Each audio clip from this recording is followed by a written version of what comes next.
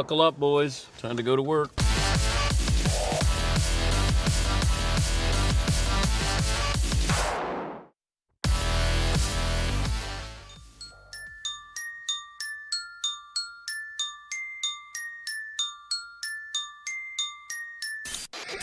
Welcome to the Dan Patrick Show. This felt scripted. Dan Patrick. Rob Manfred, Major League Baseball commissioner. Bringing you the biggest guests and best interviews. How do they go on the injury report? What's the designation there, Commissioner?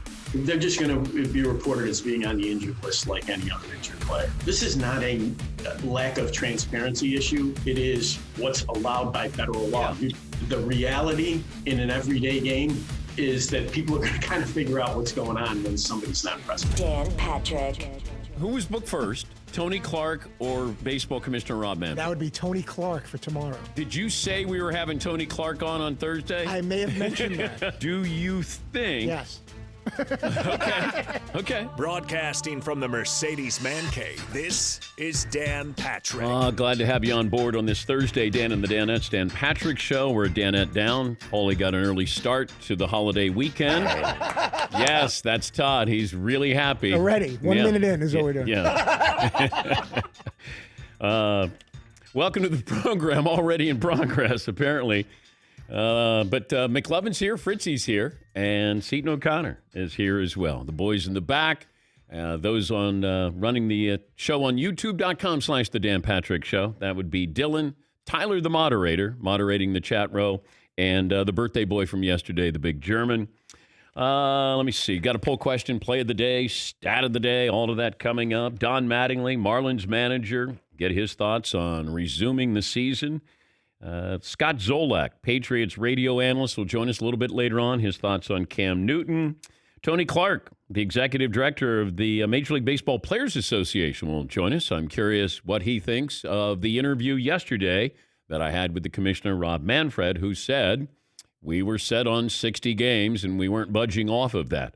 So he'll join us. And also, one of the great stories, if I said this guy is in the top 1% of best shooters in the NBA right now, and he plays for the Miami Heat, you probably still wouldn't guess his name. Got a great backstory, and I thought Duncan Robinson, the Heat forward, would be a great guest to have on because they started practicing yesterday. Andre Iguodala played with the Golden State Warriors and Steph Curry. He gets to Miami. He thinks Duncan Robinson is the ball boy.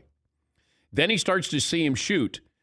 And then Andre Iguodala, who's been around the NBA for, 15 years, says he's the best shooter I've ever seen. He doesn't take twos. Duncan Robinson, there's a place in my heart for him because all he does is shoot threes. So Duncan Robinson will join us coming up a little bit later on because there's some nervous guys going into the bubble and how much confidence they have. So we'll talk to him coming up. McLovin will have a poll question for you. NFL reportedly will cut 2 weeks out of the preseason this year, and most fans probably wouldn't mind. Although the fact that we haven't had many sports, many games, you probably will be like, I'm missing those preseason games. Teams really shouldn't be able to force the season ticket holders to buy preseason tickets anyway. I forgot all about this. There used to be 6 preseason games per team. And I didn't mind when I was younger. But then after a while, you realize, hey, if you want your season tickets, you have to buy your preseason tickets as well. But this is going to be a little bit different this year where the teams do need the preseason games. Normally, I'm shouting from the mountaintops, let's cut it in half, maybe cut off one of them. But you would think that 2 remaining games would be reserved mostly for the starters. What's going to happen is this season will be about depth. And are you going to be able to have those players, free agents, rookies, get an opportunity to really showcase their talents? The practice squad's more important than ever. You're going to need the extra reps. The starters now need the extra reps in preseason. And those who are trying to make the team need those reps. They won't be able to showcase their talents. And, the NFL is going to actually cut 1 preseason game when they expand to 17 regular season games. So we're going to find out how 2 works out. There's no chance that, they're going to, there is a chance, I should say.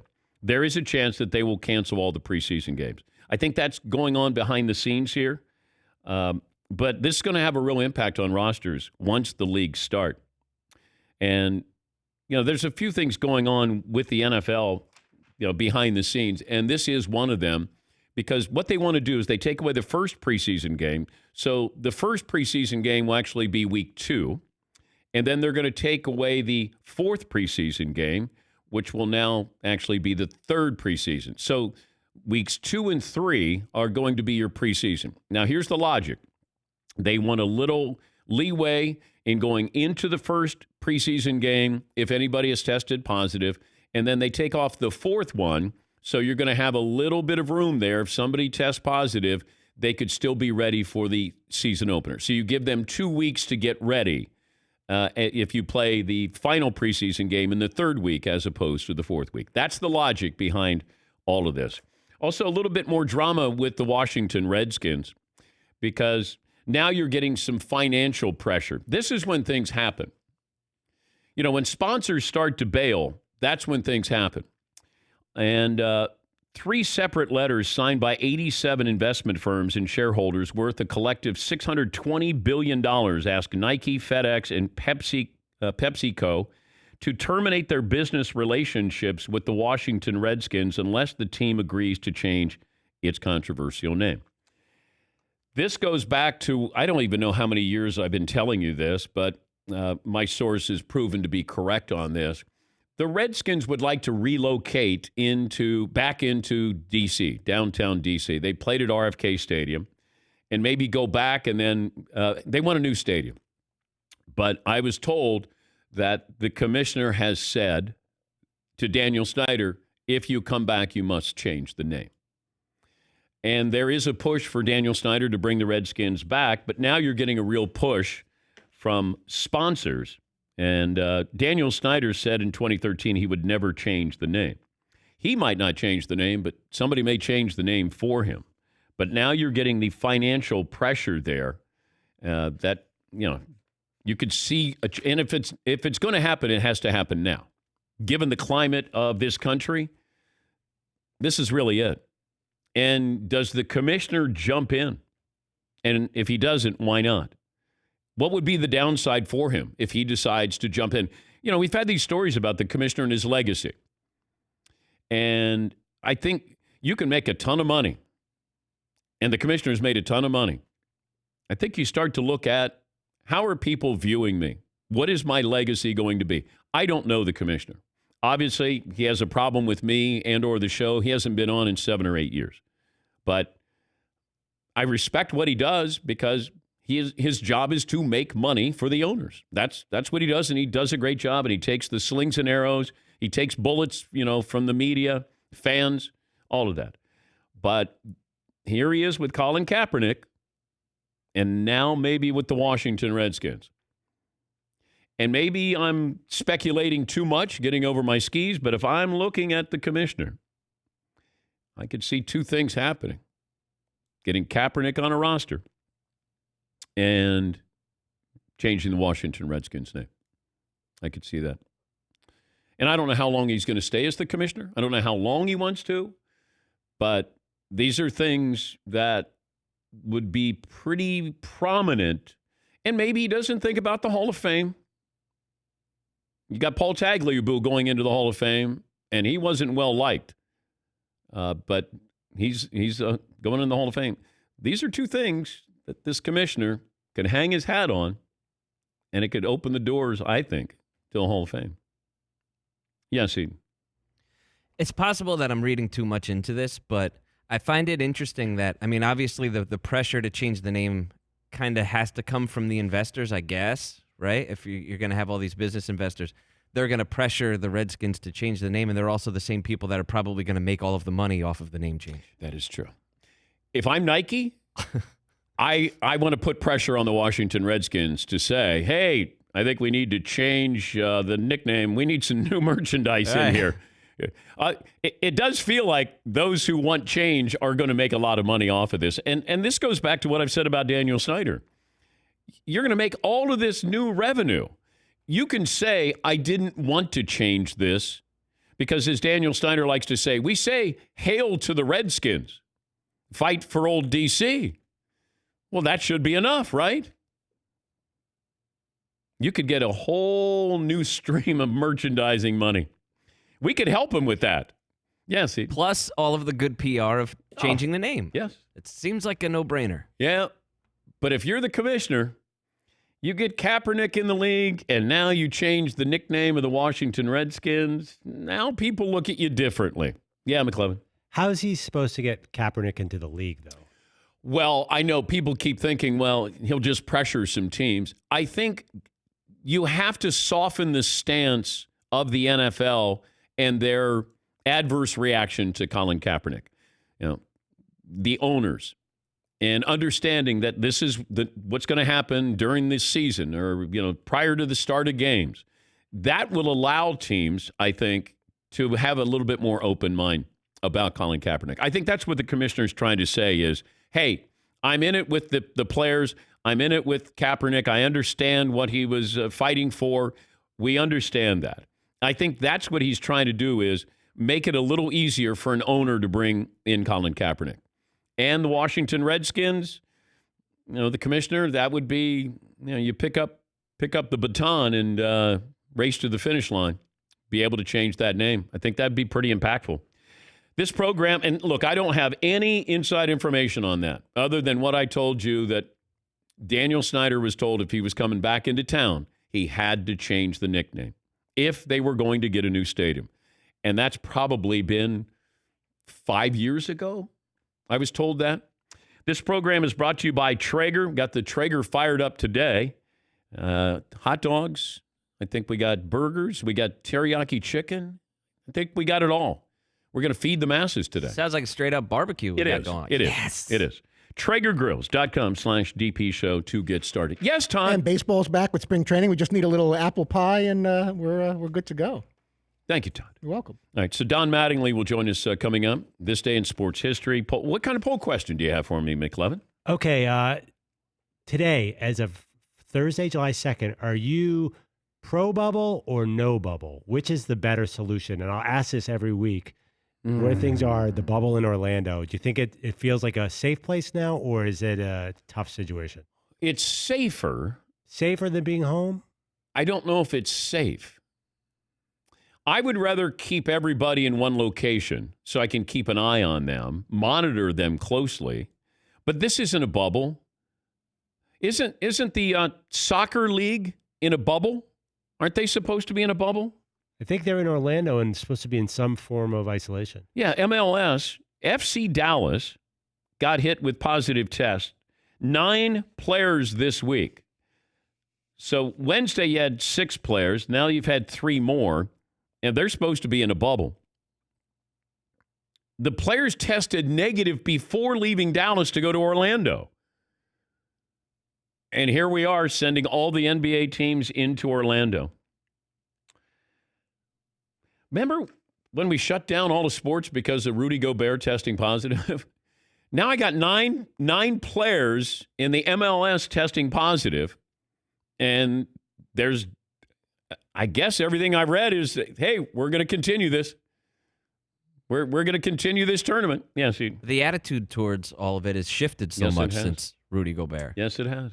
So, and obviously we know more, but we went from we're going to shut every sport down to 9 test positive. All right, we're still going to continue.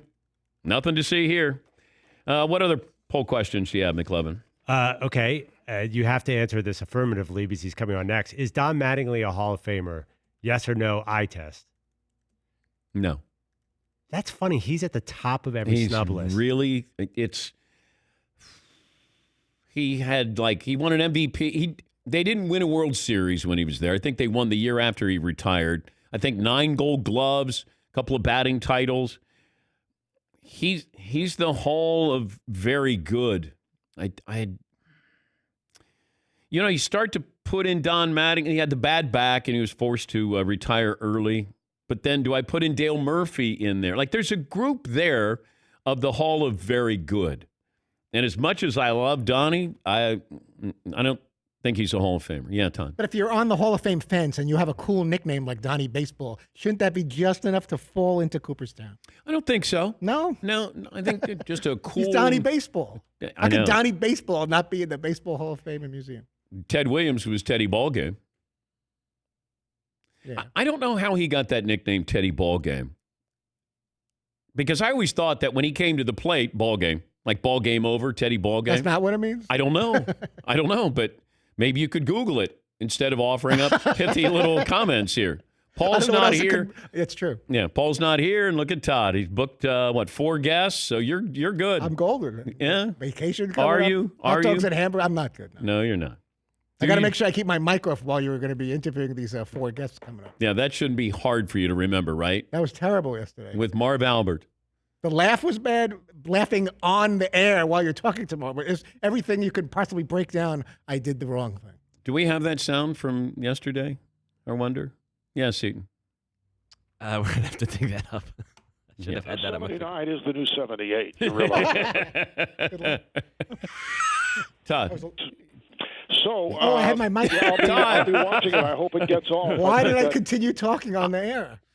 I got nervous. I made it worse. I thought you wanted to have a little fun banter when you said, Todd, I thought I should say something No, I back was to you. yelling at you basically to turn off your microphone.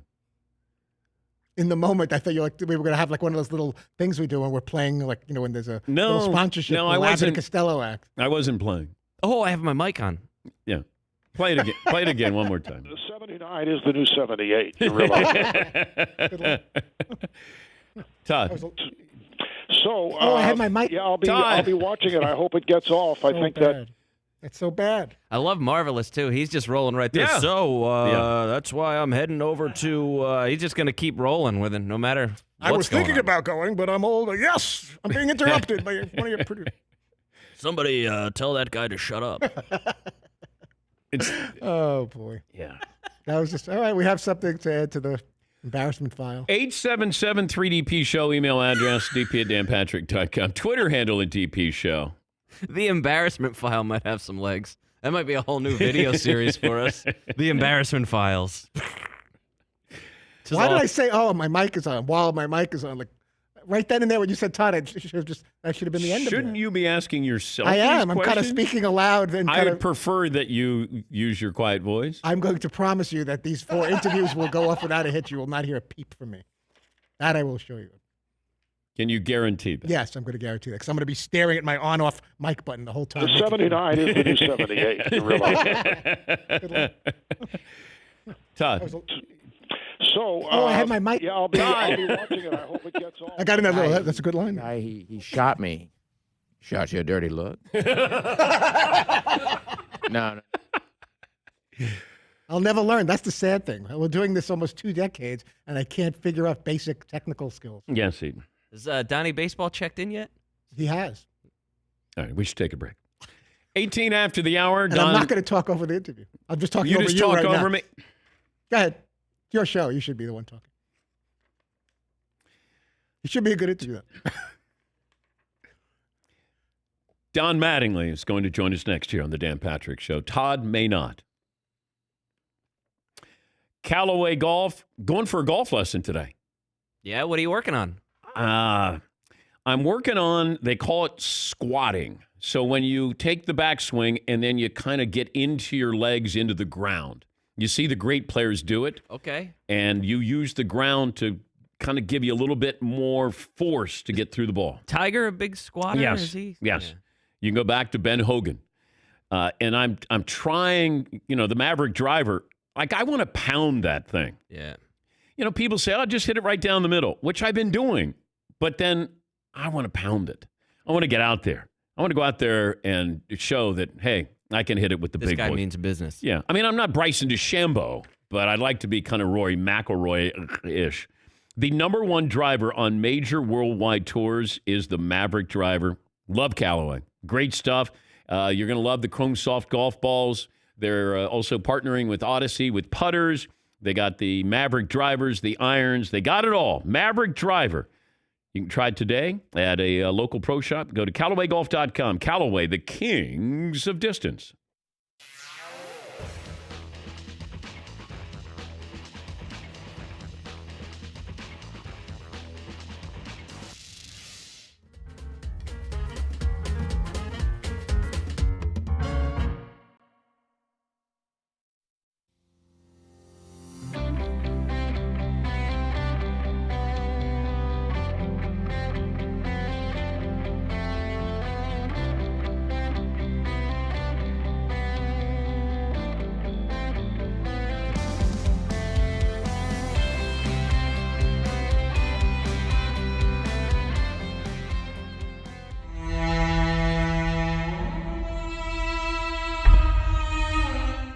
Yes, McLovin, what do you have for me? I was at a dinner last night, and someone threw out a great trivia question after I stumped everyone in the room with our final Jeopardy questions from Sports Jeopardy. Nobody got them. Okay. Steve Kerr, all-time leading three-point shooter. People don't believe it when you say it, All right. but he is. Okay. Well, career percentage. Right, career percentage. Okay. All right. Not feel. Okay. All right. Here is the question. Okay. 2 USC roommates, one goes on to be the Super Bowl MVP, the other the American League MVP.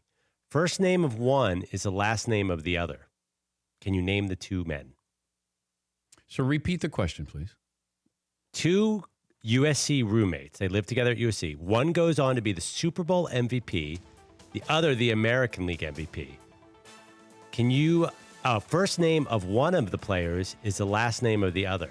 Can you name the 2 men? Okay. American League MVP. American League MVP. Yeah, Paul. Is Marcus Allen one of the people?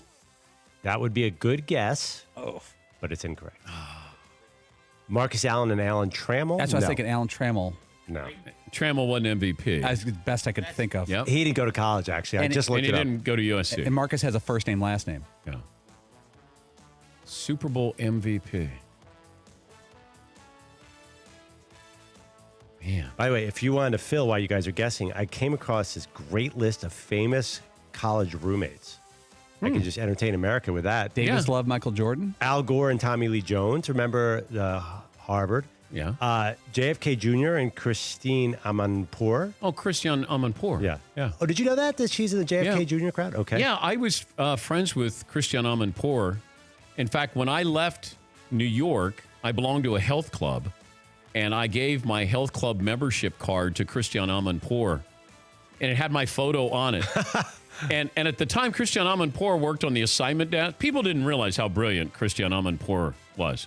There's a lot of, by the way, I'm looking at lists of, you know all these people. Jim Nance, you know who his... Hello, friends, Fred Couples. Yes. Okay. The author Dan Brown.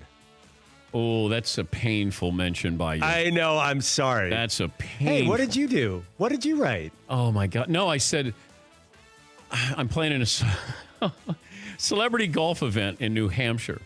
And I wait to the 15th hole to ask Dan Brown what he does for a living. He goes, I write books. Oh, have I read any? I don't know. The Da Vinci Code? Oh, boy.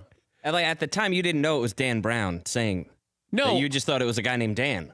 I'm the celebrity in the group. You're At the least celebrity in the I group. think I am. You know, so you have to ask questions. So, hey, what do you do, Skippy? Hey, Dan, what do you do for a living? You're small talking this guy Yes, just to get through Yeah. the round. Yeah, because you want it to be done where they go, you know, Dan Patrick was a really nice guy. He asked me about what I do for a living. So I go, and I'm 15th. I'm on the tee box at 15. So, Dan, what do you do for a living? I write books. Oh, have I read any? I don't know. The Da Vinci Code? We tee off. I'm on my phone in like 7 seconds. And I'm saying to my wife, I said, I'm playing golf with Dan Brown. Who wrote the Da Vinci Code? Yeah. And then she goes, so you're not the celebrity in your group? I go, no, I'm not. He is. Dan Brown's the celebrity. You're not even the biggest Dan in your group. No. Yeah, Da Vinci Code? He roomed with Harlan Coben, that famous author. And one more, Judd Apatow. Do you know who his college roommate was? Sandler? Yep.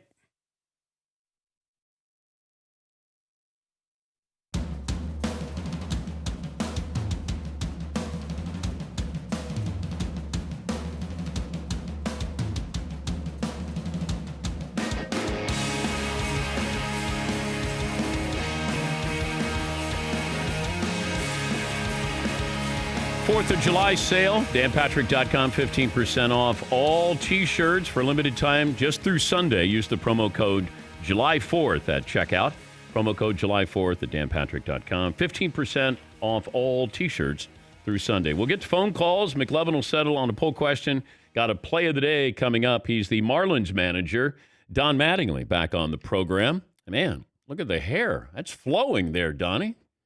Well, it's, quarantine. You can't get a haircut. What are you going to do? Oh, looks good there. Can you settle something? Because somebody said they gave me your age, and I go, I think Don screwed up his age years ago. That you told the New York reporters you were one age, like but you were actually a year older. Does that sound right?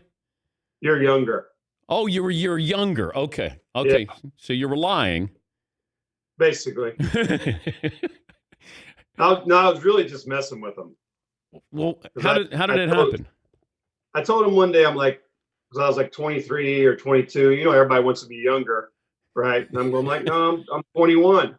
And they're like, no, you're 20. I'm like, you got to bring proof, right? In those days, you had the photocopy IDs, a little whiteout, reprint it, and it, put the new date, and they bought it. I mean, it's New York reporters. What are you going to do? But I think there was a Topps baseball card that has your birth date as a wrong birth date. It did. It came out after that. Do you have all your baseball cards of the ones that you were on? No, but I mean, I've seen like people's books and stuff. They'll show them to me, and there are so many cards, and there's cards that you like. I had never seen these before, right? So there's so many different cards. How much did you keep from your playing days? I was a little bit of a collector of like guys that I liked, like George Brett, asked for a bat, Jim Rice, guys that I liked and liked the way they played. That's kind of what I was a collector of other people's. My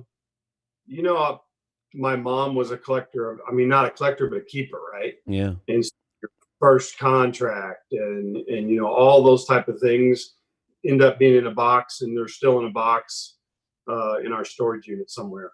Did you get anything from a pitcher? You just mentioned hitters. I don't think so. I respected a few of them, but no, always hitters. Did you have a pitcher though that you respected but you didn't like? I think Roger was one of the guys, Clemens, that you respected the way he went about it. I remember a game in New York, his big year. Well, he had a lot of big years, but I think it was 86. Yeah. And his stuff was off the charts, and faced him in New York. And I was a pretty good fastball hitter. I really didn't feel like there was anybody beat me with a fastball my whole career. And he threw me nothing but fastballs that day. And it was paint. It was paint up and in. It was paint down and in. It was paint low and away. It was paint up and away. And after I think it was my third at bat, and he was probably in like the seventh or something. I said, "Hey, Rich," it was Gedman catching. I said, "How about a breaking ball just for the ref?" But that day he was just flat out for me. Like, he didn't miss a spot with the fastball, and you have to respect the guy that came after you like that. And he knows you're a fastball hitter, and he's just bringing cheese as if to say, you think you're a good fastball hitter. I think I'm a really good fastball thrower. Yeah, and those are fun, right? There's a few times you get guys like that just go, "Hey, let's go." And, that was Roger. But he was tough. Like, I don't know if I've told you this story before. We're in Boston, and I think it was Rick Rhoden hit a couple guys early. And after the second guy, I hear Rogers pitching that day, and I'm at first in Boston's like 8 feet away from their dugout, and I hear, "I'm going to crack somebody's helmet open." And I feel like Rogers talking right in my ear. And so I come up the next inning. I don't know if it was 2 outs, nobody on, or first hitter, and he threw one off the backstop. And I think he kind of stopped all the nonsense that day. I don't know what that's like if somebody homers in front of you and you know that somebody's buzzing the tower. Like, what's that? You didn't do anything wrong, but what's that feeling like when you go, "God, this is going to hurt"? Well, you don't always know what the homer, like, to be honest with you, with Tony La Russa out in Oakland, you knew when you were going to get it, right? And we hit Big Mac one day and didn't mean to. It was like a 3-2 count. I think Dave LaPointe got him in the head. He'd been hit like 3 times. He ducked right into it. And I come up the next inning with 2 outs and nobody on. And Tony was like first baseman for first baseman, right? So Mac got it. I'm up 2 outs, nobody on. Dave Stewart on the mound. Ooh. And it was like Stu came up, and then it was like, instead of like keeping his going towards the plate, he just went turned directly to me, hit me right in the middle of the back. And I was like, "Oh, that one hurt." And you kind of knew it was coming that day. Oh. The unwritten rules of baseball, Donnie. Is anybody going to write down the unwritten rules of baseball? There are probably too many, and then probably everybody's interpretation of them, right? It's just changed. It's changed a lot, and you're not going to be one of those guys that say, "Oh, the old days, this and that." It's just changed. I think the game has evolved, and it's just not going to be that way anymore. It's you still have guys that play hard and get after it, and can do it in the right way. But you still got to play within the rules of the game. They change the rules all the time. It's just part of the evolution of the game. He's Don Mattingly, the Marlins manager. You're going to have a hard time getting thrown out of games given some of these rules that you can't go out there and yell at the umpire. So this might actually be something positive for you. This could be my year, Dan. you know that. I mean, I was thinking about that before we went on here. I'm like, I'm probably not going to get, they're discouraging it. I mean, the umpires are going to be traveling with us at times. I mean, you just can't do it. Yeah. So this is my year. That you don't get thrown out. So the bet is you don't get thrown out for 60 games. No, I don't think so this year. I'm feeling really good. I've been doing a lot of yoga and stuff, meditating, a lot of namaste going on. So, I mean, I'm feeling calm right now, and I just feel like this is the year. I'm nervous about this season, and I'm not even involved in it, Donnie. So just as, what's the conversation like at home with your wife about going into this?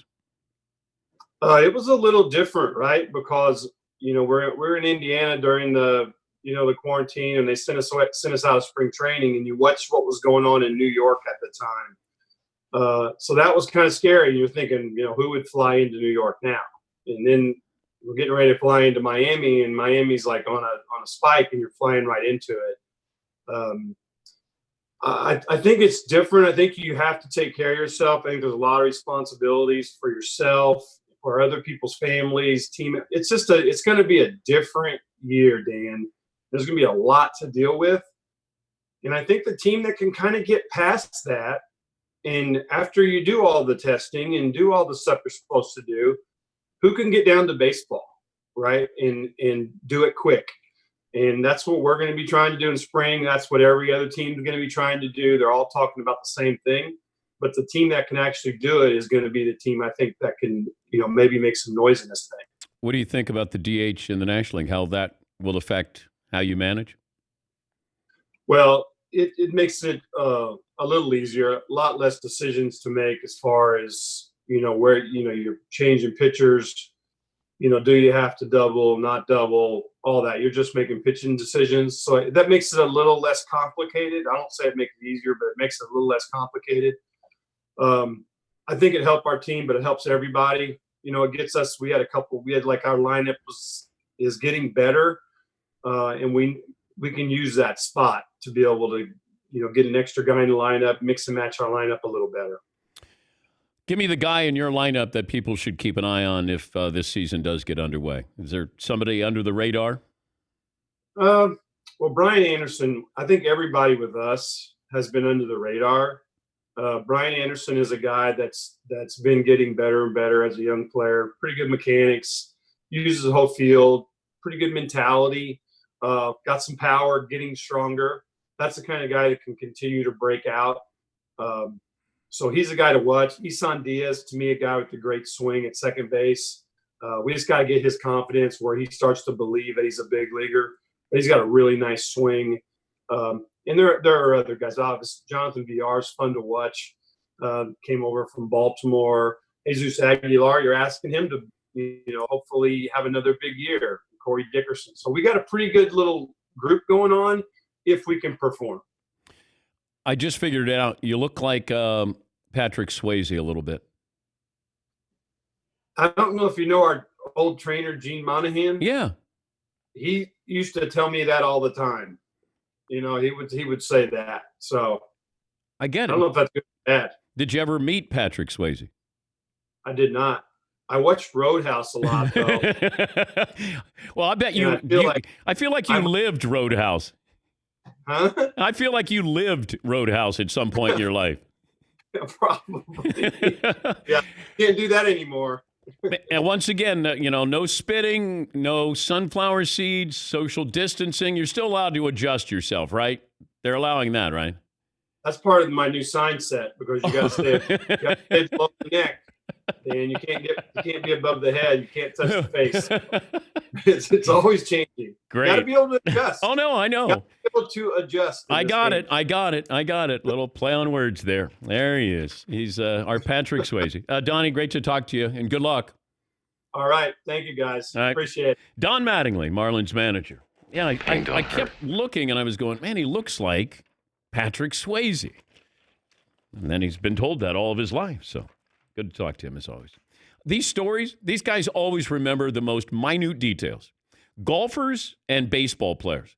Because if you say, remember that time you faced McGuire? It was third inning. No, it was second inning. And the count was, it was 2-1. I started him off with, pitchers remember, and hitters, they remember everything. It's amazing how it doesn't matter. The great ones, they just remember. They have that ability for recall there. But yeah, I'm going into spring training. Go in there optimistically, of course. Clemens only started against the Yankees. He faced 30 batters. Complete game. Mattingly went 0 for 4. What did he do in his career? 311 against batted 311 against Roger Clemens. But that's where you get out and get emasculated. Mattingly, great fastball hitter, and as he said, there was nobody who's going to throw a fastball by me. He faces Clemens in '86, and Clemens was bringing cheese.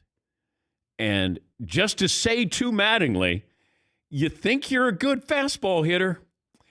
You see that one? There's more where that one came from. Yes, Eden. I love those little moments like that, sort of like the game within the game. Just these individual battles.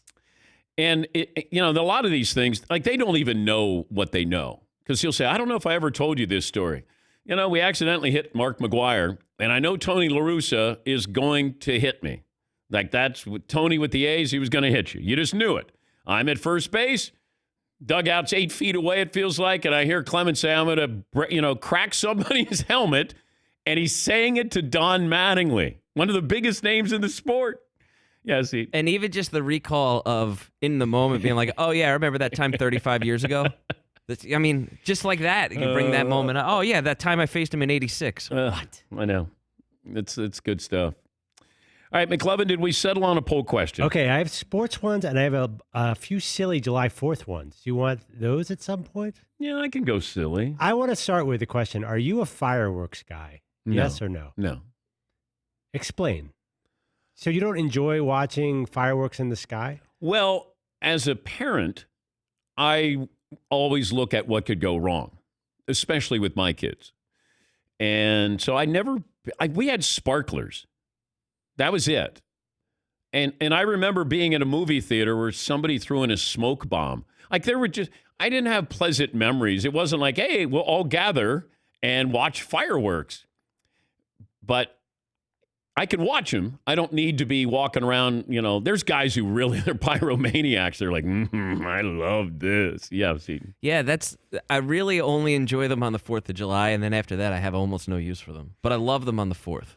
But, then you got these knuckleheads who are firing off fireworks before the 4th of July. So this whole week, you're just hearing people, setting off firecrackers. Yeah, McLeod.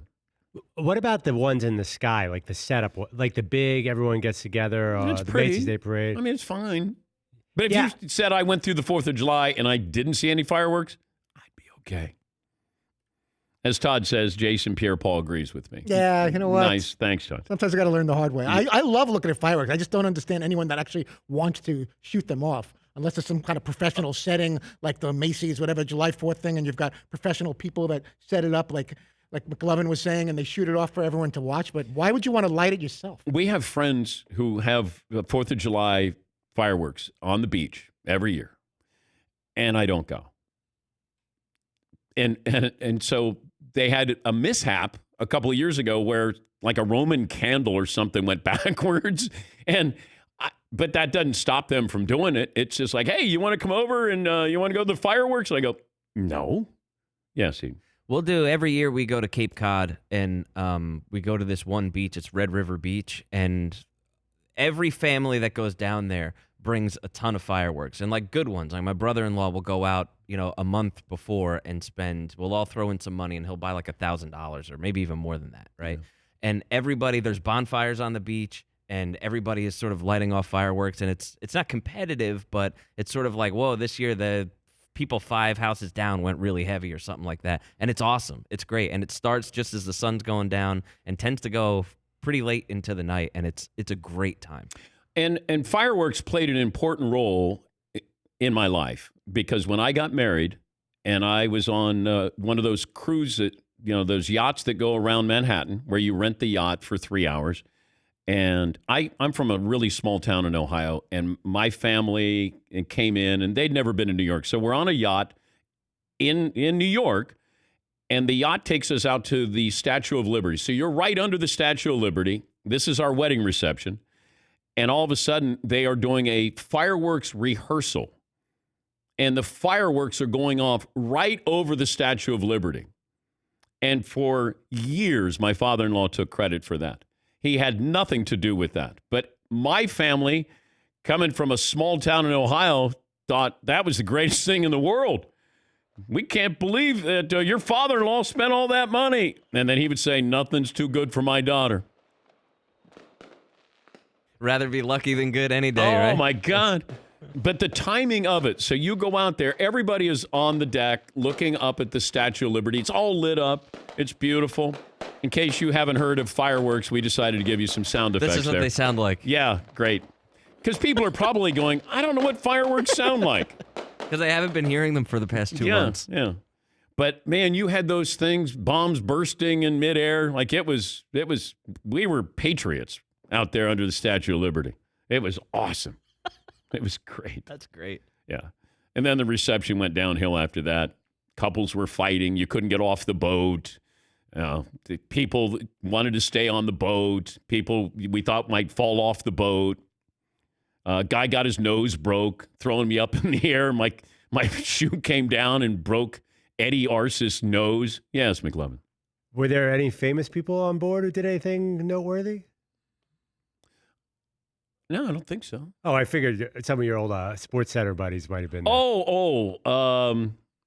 No, nobody famous. Gary Miller was the life of the party. That's what I was curious about. Gary Miller at one point tied his cummerbund around his face and yeah. Let's take a break. We got Play of the Day coming up next here on The Dan Patrick Show.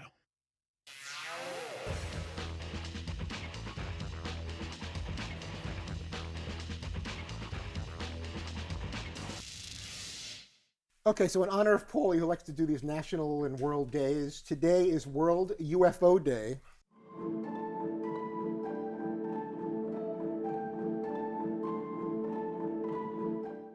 So my first question to you guys is, do you believe in such things, these unidentified flying objects? Have you ever seen anything when on a given night you're just hanging out on the porch or whatever, and you're like, that doesn't look like a star or something I've seen ever or should be? I believe in them. You do? Yeah. I'm pretty sure the government has released, yes, there is. Yeah. They've released all this video saying, they absolutely do exist. And it's become almost open now. Every few months, they're like, here's the latest UFO over Tempe, Arizona. No big deal. Ho-hum. And just so you know how to celebrate, this is an awareness day for people to gather together and watch the skies for unidentified flying objects.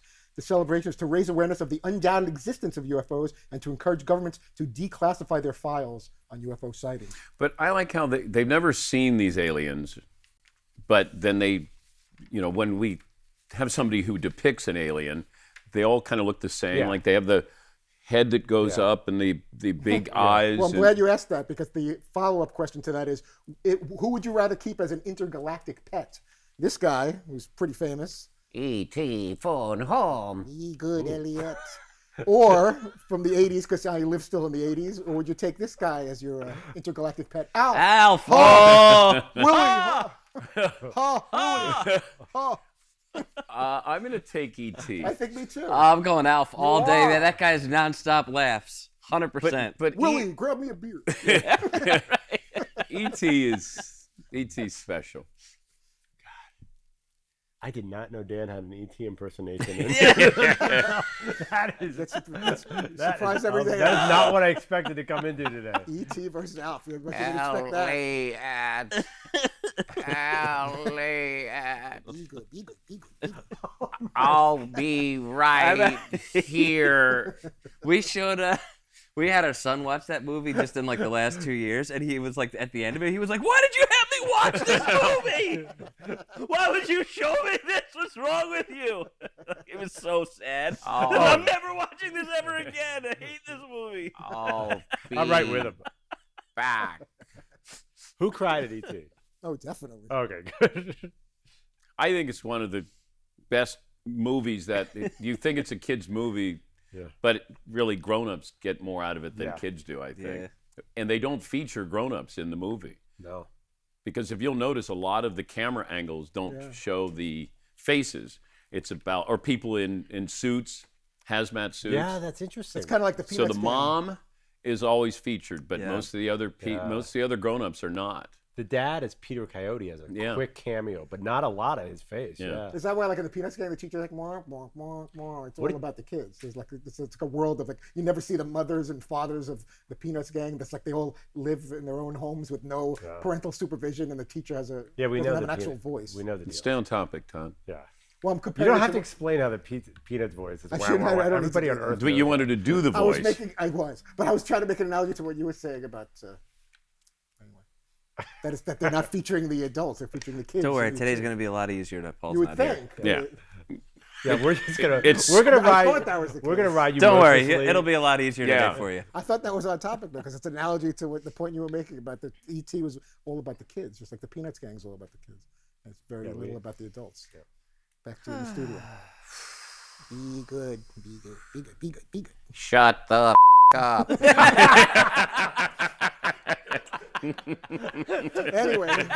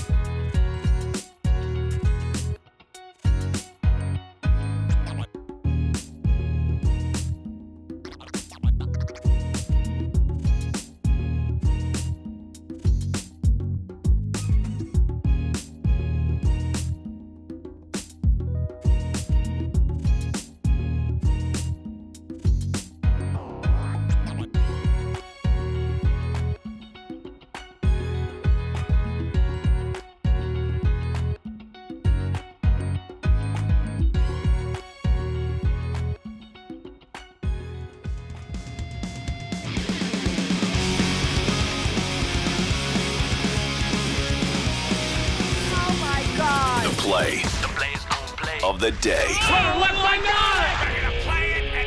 This is the play of the day. Check this out. Conte trying to make something happen on the edge of the penalty area. Antonio, and now all of a sudden the counter-attack is on. It's an excellent ball from Antonio. What a big moment this could be. It's Yarmolenko. It's 3-2 West Ham United. Classic counter-attacking football. Chelsea helped Liverpool lock up the Premier League title with a win against Man City last week. West Ham beats Chelsea with a goal in the 89th minute, courtesy of NBC SM. Play of the day. Play of the day brought to you by LegalZoom. Need to make it legal? Make it LegalZoom.com. LegalZoom isn't a law firm. That's a good thing. You don't have to leave your home, and they don't charge you by the hour. Visit LegalZoom.com today. Other poll question suggestions, McLevin? Okay, sticking on the holiday theme, this might sound weird, but are you okay with putting mayonnaise on a hamburger? No. This came up. No. Does anybody do that except for my family? We're having hamburgers and hot dogs on I Saturday. never heard of it. Really? Never heard of mayonnaise on a hamburger. I'm not going to get any help from the room. Yeah. here. Well, actually, doesn't man? There's like a fast food chain that puts mayonnaise on their hamburger. Wendy's sometimes does. Wendy's. There you go. Yeah. Yes. That's actually why I don't go to Wendy's. Mayo on like a turkey sandwich or tuna sandwich, great, but you got to go ketchup on a hamburger. Maybe a little Thousand Island dressing on a hamburger? No. No. And what are you, a cheeseburger or a hamburger guy at the grill? I had burgers on the Traeger last night with cheese. Whoa, party time for you. Yes. Went crazy last night. Sweet potato fries. You can do all that on the Traeger. Yeah. Yeah, it was great. I'm MVP. I am. I'm a big fried onions guy on a burger. Man, is that good? Yes, McLovin. One more poll question. Actually, I got off Twitter. It was a big debate last night. If you could afford it and you could have one, like a week vacation coming up, would you rather stay on a lake or at the beach? A lake. Yeah. Really? Yeah. I voted beach on Twitter last night. There's some great lakes like Montana, Whitefish Bay, Lake Winnipesaukee. Like those, the water is crystal clear. Yeah, give me a nice lake. I'm good. Wow, I think Ocean kind of won the. Yeah, but I don't know, the beach. You go to the beach. It's a hassle going to the beach. Doesn't something about the Mediterranean though sound good or something like that? Well, that's kind of a big lake. I mean, it's mostly closed in on every Yeah, side, yeah. except for this one little just a straight. Yeah. But getting your bare feet on the bottom of the lake or the pond is terrifying. But you see, I'm trying to get you out of the beach environment because you saw a shark and almost I know. died. Well, it was last year. Yeah, I wasn't sure if you guys remember that. I was sort of setting you up to get great white. And by the way, we're supposed to go back to that beach this year. Man, you're so brave. I got to tell you, there was shark sightings near where you live on the Long Island Sound. You're so brave. Did you know I've seen a great white? Yeah. Aren't you afraid that they're coming down? I've coming only down run to your into area? to good white sharks, not great ones, just good ones. Yeah. And once again, I still don't know that designation. How do you become a great? When you're born, are you a great white shark? You're just born great. Yeah. I mean, it's like born rich. I mean, come on. Average white shark. Yeah. man. By the way, a lot of people pointing out the Thousand Island dressing is made with mayonnaise. So Okay. It wasn't as crazy as you thought. Mayonnaise on fries. No, Every that's time. not good either. No, that's gross. Oh, it's not. What are you talking about? Greg in Illinois. Hey, Greg. Hey, DP. Happy early Independence Day to you and the boys. Thank you. You too. Thank you. I'm with you on the fireworks. Holiday-related question for you guys. All right. What is the most important item for a 4th of July party? Is it the grill or the Traeger, the fireworks, the beer, or the body of water? Thanks, and go Salukis. All right. Well, thank you, Greg. Southern Illinois. Yes, Todd. Got to be the food. You got to have the Traeger. Then those things are extras as far as having a body of I water or thought you were fireworks. going to have your mic off a little bit more today. Am I talking too much today? Because Paul's not here. I thought you like what I contribute. Because then sometimes I get quiet for a couple hours, and then like, where were you today? And now I'm talking too much. Let me see if I miss you contributing. How about we It's try so mean that? to say that on we a just try that. holiday weekend. I just feel like Paul's not here. You booked some great guests. And a little chatty. I'm a little too chatty. Just a little. For your Yeah. taste. But I like the enthusiasm. But this is Fritzy Friday on a Thursday. It's hard to handle. It's hard to deal with. Pre-vacation, Yeah, good guest man. list. Yeah. Sans Paul. Sans Paul. This is, I mean, just a perfect storm My of blood pressure is annoying probably Todd like 100 behavior. over 60 right now. Yeah, you're good right now. This would be a good time to take it. Yeah. All right, 1 hour in the books, 2 more to go. We'll check in with the Patriots, Scott Zolak, their radio analyst, get his thoughts on Cam Newton. One of the great stories in the NBA, Duncan Robinson, the Heat forward, will join us. Tony Clark, executive director of the Baseball Players Association. Wonder what he thought of my interview with the commissioner yesterday. Back after this on the Dan Patrick Show.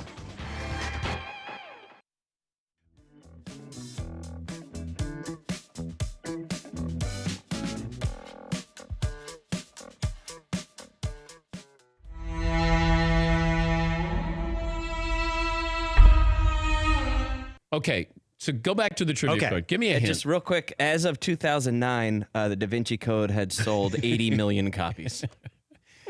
That's it? 80 mil. The Big Show was 79 million copies. Yeah, Boom. yeah. My book, we sold like 79.5 million less than the Da Vinci Code. Take that. Combined, you guys had 82 million. Yeah, sales. we did. Something like that.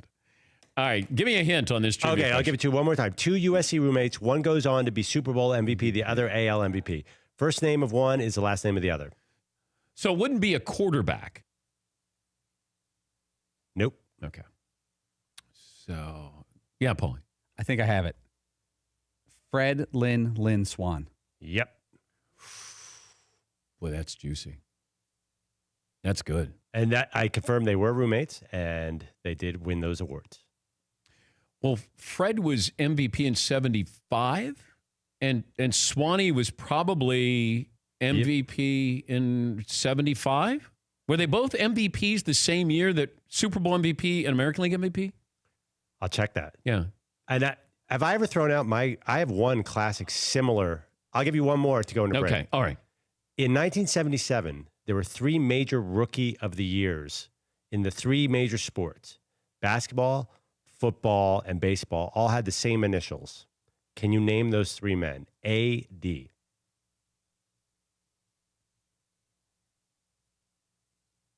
Adrian Dantley? That's the hard one. Wow. And there are other rookies, you said? Yeah, Rookie of the Year. Now, I got to check that they, you know how the seasons go year to year. But Yeah. Okay. So that's Dantley's the one that nobody gets. Oh, okay. Was he Rookie of the Year? So that's the basketball one. Yeah, Notre Dame product. So there's football and then there's baseball? Yep. Okay. Okay. So baseball AD.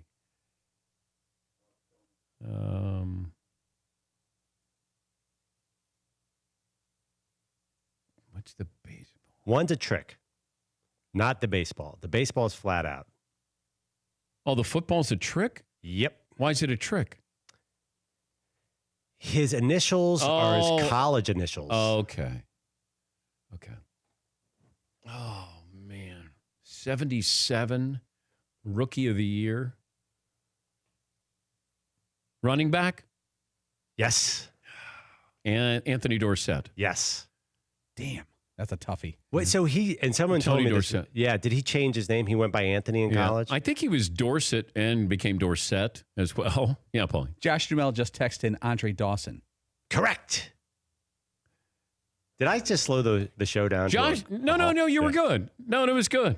Yeah, so it's Andre Dawson, Adrian. No one gets Adrian Dantley. Like, nobody. Of course, you said off the top of your head. Yes. And then Anthony Dorsett. Yes, Fritzy. By the way, Fred Lynn, 1975 AL MVP, and since Super Bowl 10 was in January of 76, I guess that's the 75 season, Lynn Swan, Super Bowl MVP, Super Bowl 10. Can you imagine that conversation where Freddie Lynn has been, he's the AL MVP, and then he's like, hey, Swanee, what have you done? And then he goes on to win the Super Bowl MVP right after that. Yes, McLovin. Dude, that dorm room must have slayed in USC. Fred Lynn and Lynn Swan live together? Like, how'd you like to be Skippy next door? And, yeah.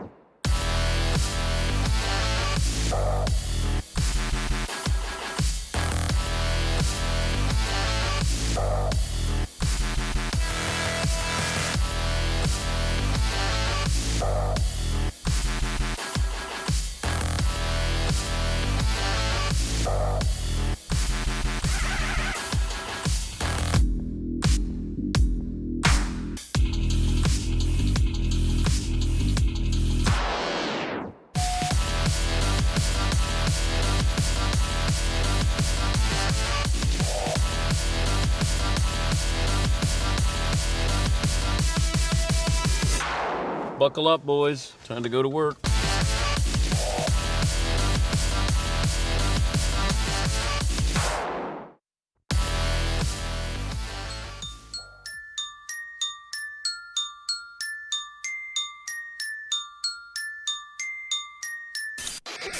Welcome to the Dan Patrick Show. This felt scripted. Dan Patrick. Rob Manfred, Major League Baseball commissioner. Bringing you the biggest guests and best interviews. How do they go on the injury report? What's the designation there, Commissioner? They're just going to be reported as being on the injured list like any other injured player. This is not a lack of transparency issue. It is what's allowed by federal law. Yeah. The reality in an everyday game is that people are going to kind of figure out what's going on when somebody's not present. Dan Patrick. Who was booked first, Tony Clark or Baseball Commissioner Rob Manfred? That would be Tony Clark for tomorrow. Did you say we were having Tony Clark on Thursday? I may have mentioned that. Do you think? Yes. Okay. Broadcasting from the Mercedes Man Cave, this is Dan Patrick. Welcome to the program. It's hour one on this Thursday. Dan and the Danettes. Dan Patrick Show. We're a Danette down. Paulie has started his vacation a day early. To bubble or not to bubble, that is the question commissioners had to ponder all spring long. And now here we are on the brink of every league opening up. And it's funny how viewpoints on different solutions change. A few weeks ago, the NBA bubble seemed excessive to some. Then several states saw their numbers in the corona cases rise. And maybe the NBA is better off. But then again, the number of cases rising in Florida, in Orlando, that could be concerning if a league is in a bubble in that city. The thing is, this virus has changed quickly. It's hard to tell where we're going to be in a week, a month, 2 months. Every league has its own circumstances. You had the commissioner of the NBA saying, we didn't see these spikes happening back a couple of weeks ago, a month ago, when they were proposing the bubble. The NFL probably has too many players to even consider a bubble. Baseball had discussed playing in a central location like Arizona or Florida.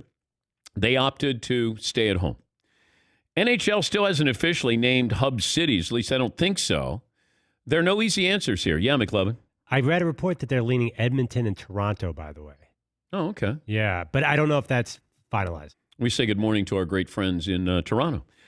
These are questions that are going to challenge these leagues in ways that we've never seen. And I think that will be something that you keep an eye on. And maybe you don't follow soccer, Major League Soccer, but you just had a team coming in from Dallas to Orlando. They tested negative when they were in Dallas. 9 have tested positive in Orlando. It's going to happen. And, soccer players, by all accounts, great athletes. They're not heavy. They're all built sort of similarly. You get to NFL players, you get to a football player who weighs 300 pounds. Are they more at risk here? And the fact that the training camps, when they start, and preseason games for the NFL, they're taking away the first preseason game and the last preseason game, and there's a reason for that. Because if I said, they're taking away 2 preseason games, you would assume it would be weeks 1 and 2. They're taking away week 1 and week 4.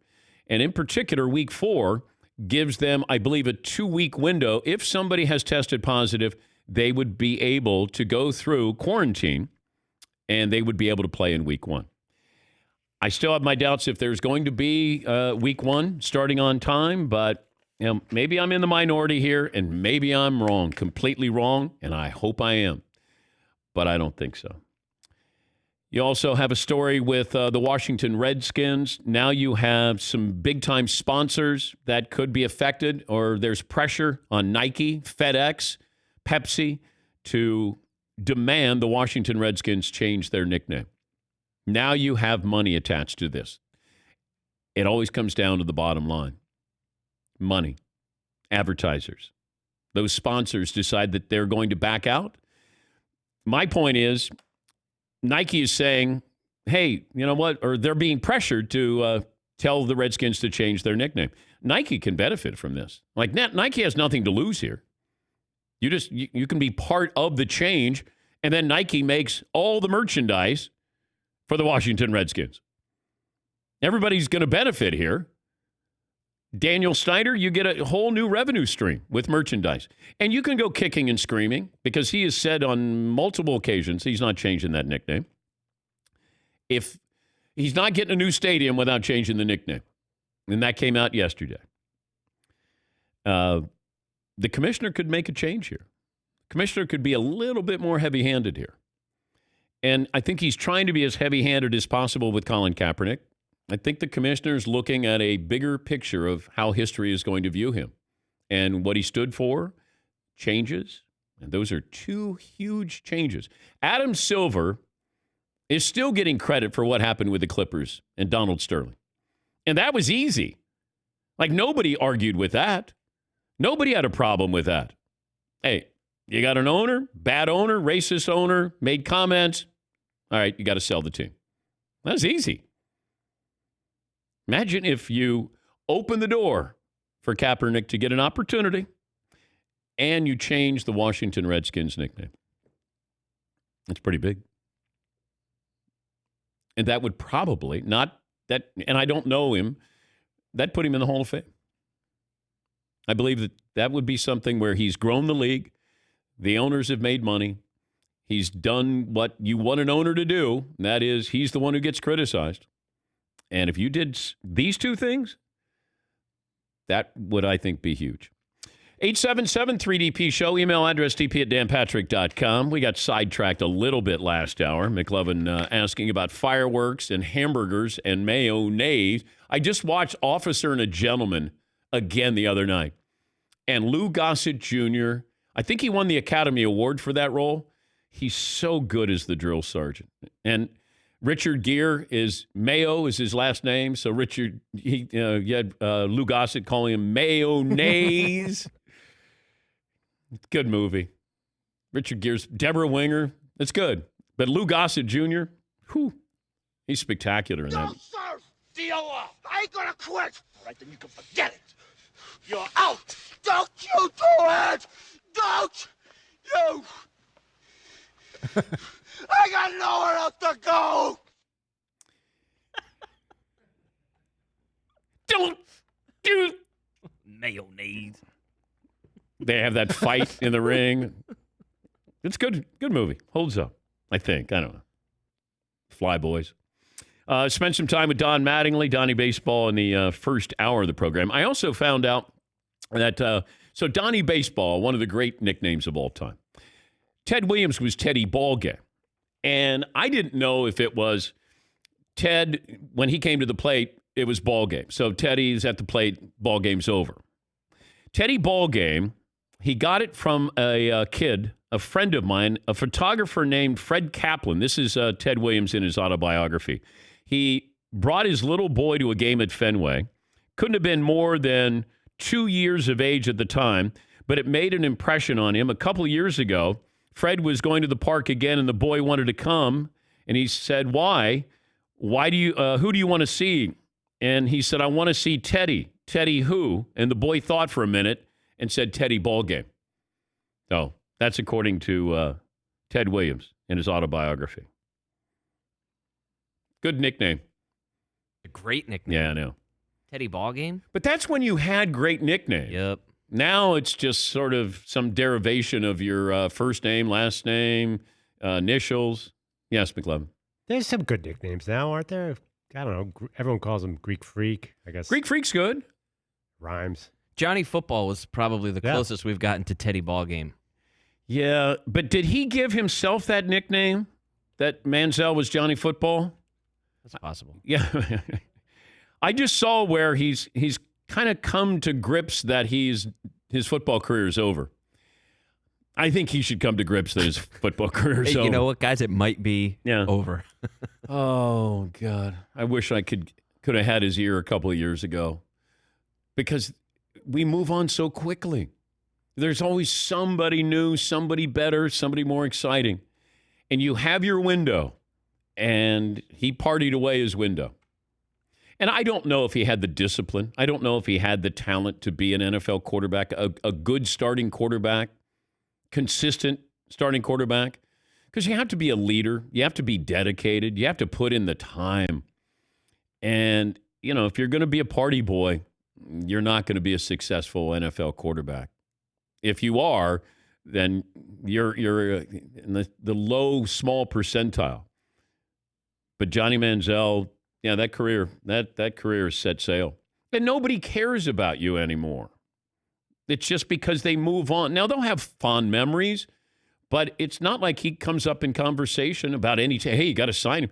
Colin Kaepernick has a better chance than Johnny Manziel. Yes, Don. And even if there was some type of a comeback story, as we all like, is Johnny Manziel likable enough that the average person cares that he would come back and say he was successful? Does that interest anyone that's a sports fan? That he'd be what a great comeback story. Oh, yeah. Yeah, absolutely. Yeah, more people would be interested in Johnny Manziel coming back than Colin Kaepernick. Be more people probably rooting for him than Colin Kaepernick. I don't know if there'd be people who would not want Johnny Manziel in the NFL. There are going to be a lot of people who don't want Colin Kaepernick in the NFL. Yeah, but is anybody really missing him? I mean, like you don't even really. When's the last time we thought of Johnny Manziel before he said, "Oh, by the way, I think my career's over"? I mean, he doesn't even bubble up. No, he doesn't even get boy, why didn't somebody take a chance on him? But if he was on somebody's radar and an opportunity to come back, I think people would be interested in Johnny Manziel. You would show those highlights again in college because there weren't that many in the NFL. Yes, McLovin. By the way, Bleacher Report ranked sports nicknames, and Teddy Ballgame wasn't even in the top 3 or 4. They have Big Unit, number 1. That's pretty good. Yeah. Nigerian Nightmare, Christian Okoye. This is a good one. Number 3, The Answer. I think that's Allen Iverson, right? Yeah. That's pretty good. Yeah. The Glide, Clyde the Glide. Clyde the Glide. Let's see what else. They have The Great One. Yeah, that one. That's not bad. Well, can you top The Great One?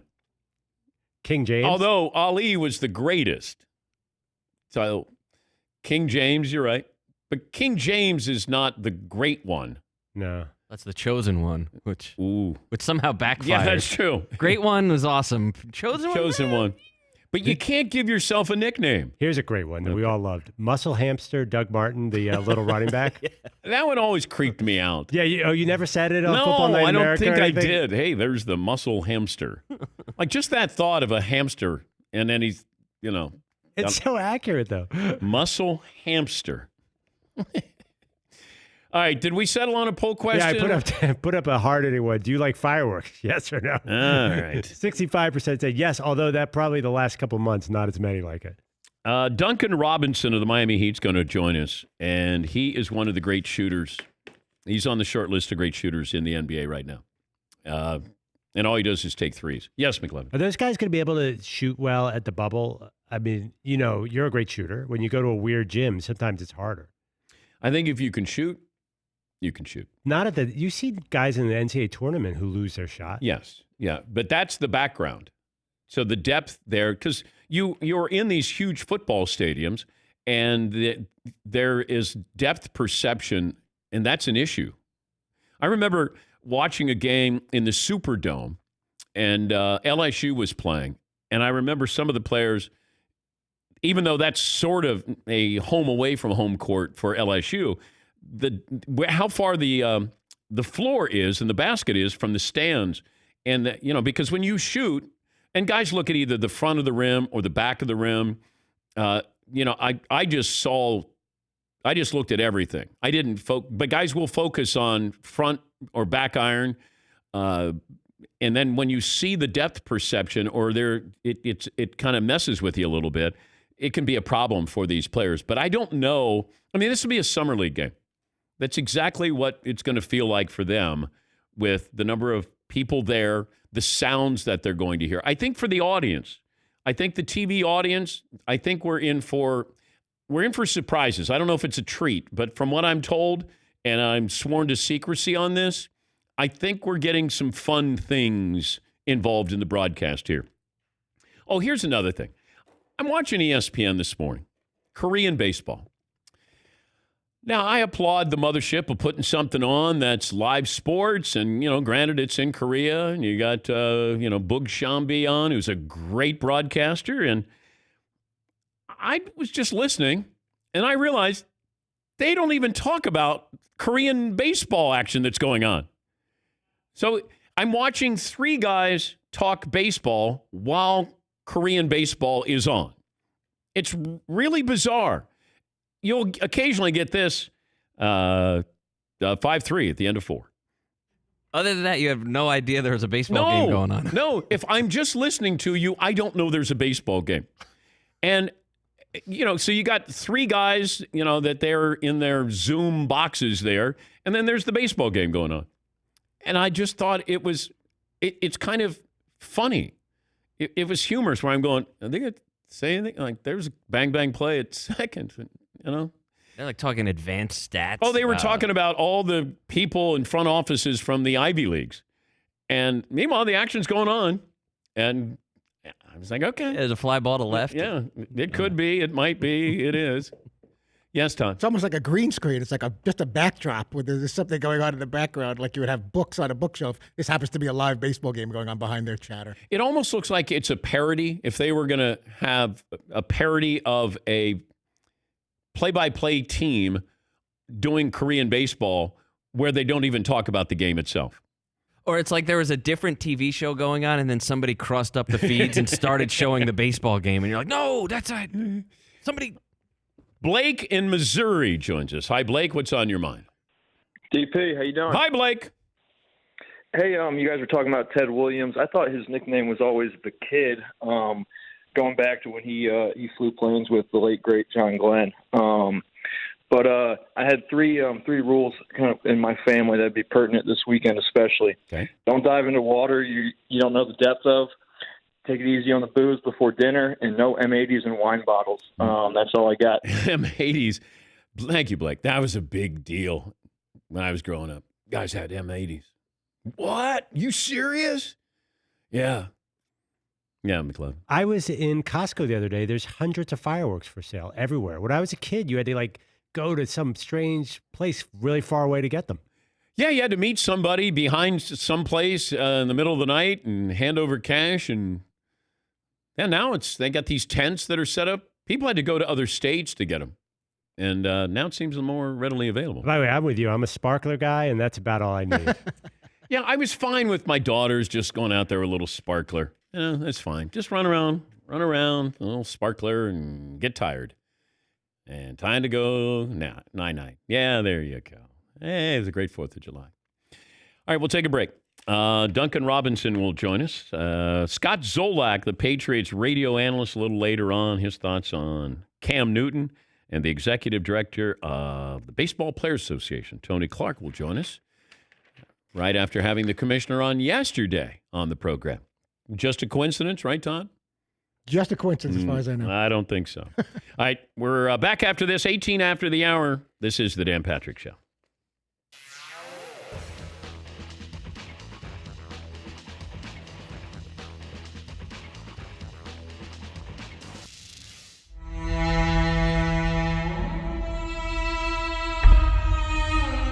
All right, now the real reason that we're having you on. Yesterday you had or Saturday you had 3 collars. You realize that you went 3 collars with your shirts. Well, I didn't think of it until now. I was just trying to stay warm. Yep. Well, we noticed walking around in the gallery. It was freezing out there. And when you hit that little stretch, the triangle of 6, 7, and 8. I mean, they may say it's 60. It felt like it was about 40. So it was just a matter of trying to stay warm. I had on a polo. I had on a half zip. Yes, the Jim Nance by Vineyard Vines Pescadero. That was the main layer. Hello, friends. Shameless plug there. And then I had a performance vest on. Just a matter of staying warm. It still wasn't enough. Have you ever gone 4 collars, Jim? No, that was, I've done the 3. You have to out here sometime. You want to live here, Dan, and we've talked about it before. You need to spend more time here. We got to get you into the triple collar look. Did I pull it off? That's the question. Oh, yeah. And the last time I saw you go 3 collars, I think it was the AFC title game, Chiefs and the Patriots. Like you had a sweater under your sport coat, Chiefs, Patriots? Yes, I did. Now that you mentioned it, I couldn't remember, but wasn't it like 15 degrees at night that night at Arrowhead? Yeah, I mean it was cold. I know that. Yeah, Paulie actually monitors this stuff. He was so excited when I said we got Nance on today. He goes, "Oh my God, I'm so excited! I got to ask him about his 3 collars." And I go, "That's what you want to know?" And Paulie goes, "Yeah." Wow. So hey, think about it. Is that too much to wear? I mean, I could have come in with a parka. I don't know. No, I don't know if you can be too awesome, Jim. So I think that. Was it awesome? You're saying it's awesome? Yeah. You pulled it off. Now, could I do it? Probably not. I think when you were in Pebble back in February, and we had our annual little contest in the back. Yeah. Didn't you maybe have on 3 collars? I'm thinking maybe you did. No, I took the collar. I went over on the par 3. That was the only collar I had, Jim. I've got to check that videotape. Yeah. I thought there might be. You know what we're going to do? We're going to do 3 collar Tuesday in honor of you. When's your birthday? I just had it. I had it back in May. Yeah. Oh, damn. Okay. The next time we get to Pebble. The key when you're going to. Yeah. We're doing 3 collar day. Yeah. Well, a tribute to you. When we do, because it's still going to be, even then, our weather's pretty much the same year-round. Yeah. We'll have a 3 collar Friday. And we'll come up to the back and let McLovin defend his title back here in the backyard, where we had, by the way, 3 holes in one over the last 2 weeks as part of the Open. One, you no doubt saw, was Nicholson. Phil's. Yeah. During his preparation the Tuesday before, the week before the U.S. Open. And then on the eve of this championship, Brant and Mandy Snedeker with their children came up to the house, and Brant, who was the first to ever make it, he was the first hole-in-one artist back in 2015 on the Sunday, the day that he won the AT&T. Shot 65, and then he had a walk-off hole-in-one in my backyard, the first to ever make it. He became now the first to ever make it twice. Wow. Is on the eve of this tournament. He came to the house for dinner. We went on into the back. It was the first nighttime lighted hole-in-one we've ever had back there. And now his name, we'll have to kind of change out his plaque. And then on Friday night, down in the dumps, disgusted after making a quadruple bogey, 8 at the 3rd hole, missing the cut. And before he takes a flight back to London to be with his family, Ian James Poulter knocked it in for a hole-in-one. So, someone asked me though, one of the players. I have a lot of players up here giving it a go, and one of them, will go unnamed, actually shanked it off my garage and said, "Has anyone ever made a hole-in-one shanking it off the house?" And I said, "Well, no, but we've come close." I said, my guy McLovin up at the NX. Hey, it still counts, Jim. Yeah, it still counted. McLovin won. You want to contest? Yeah, he hit the house, and it somehow bounced through the bunker and settled about 3 feet away from the cup. Yeah, and it's called a McLovin. Yes, McLovin. So Dan wants me to bring the trophy in. Give that its own name. Yes. Dan wants me to bring the trophy in, but I'm keeping it at home and not giving it to the Hall of Fame, by the way.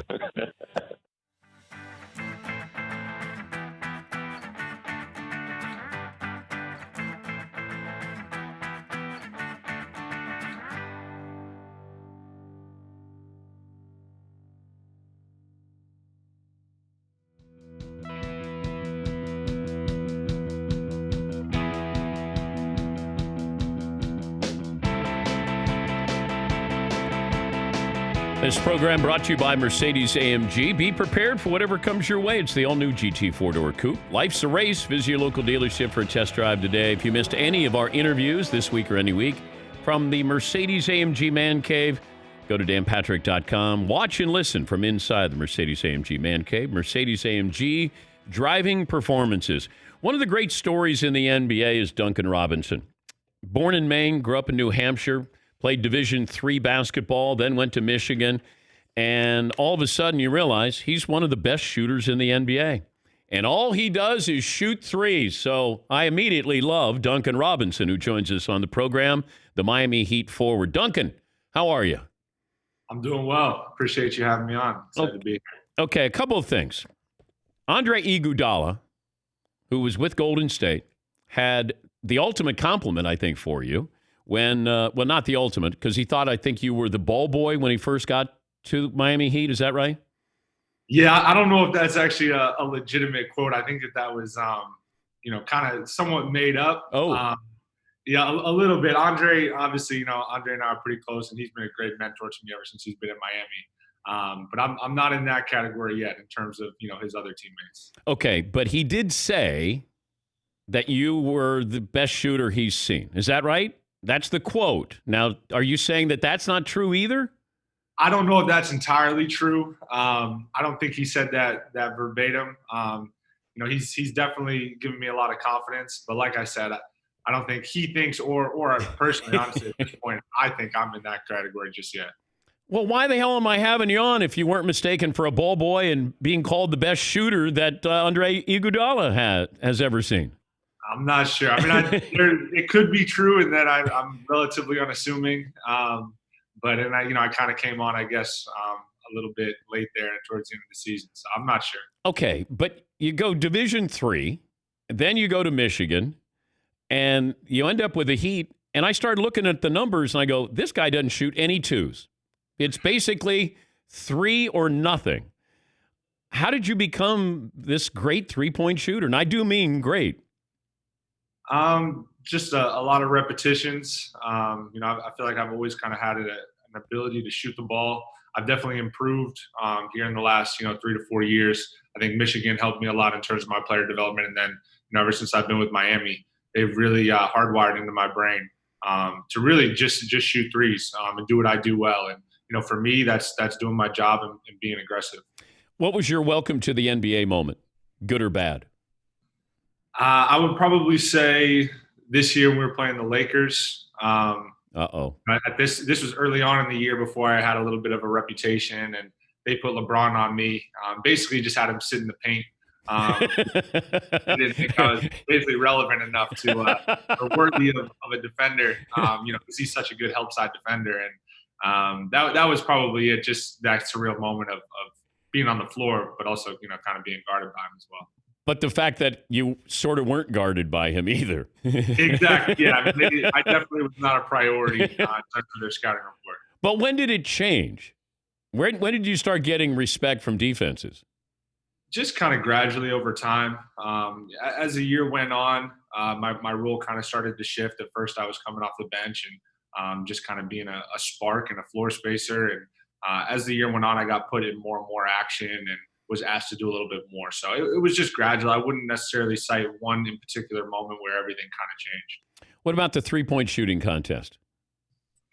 Yeah, I mean, that was in many ways. I mean, I kind of laid an egg. I wish I could have it back in terms of my performance that weekend. But how nervous were you?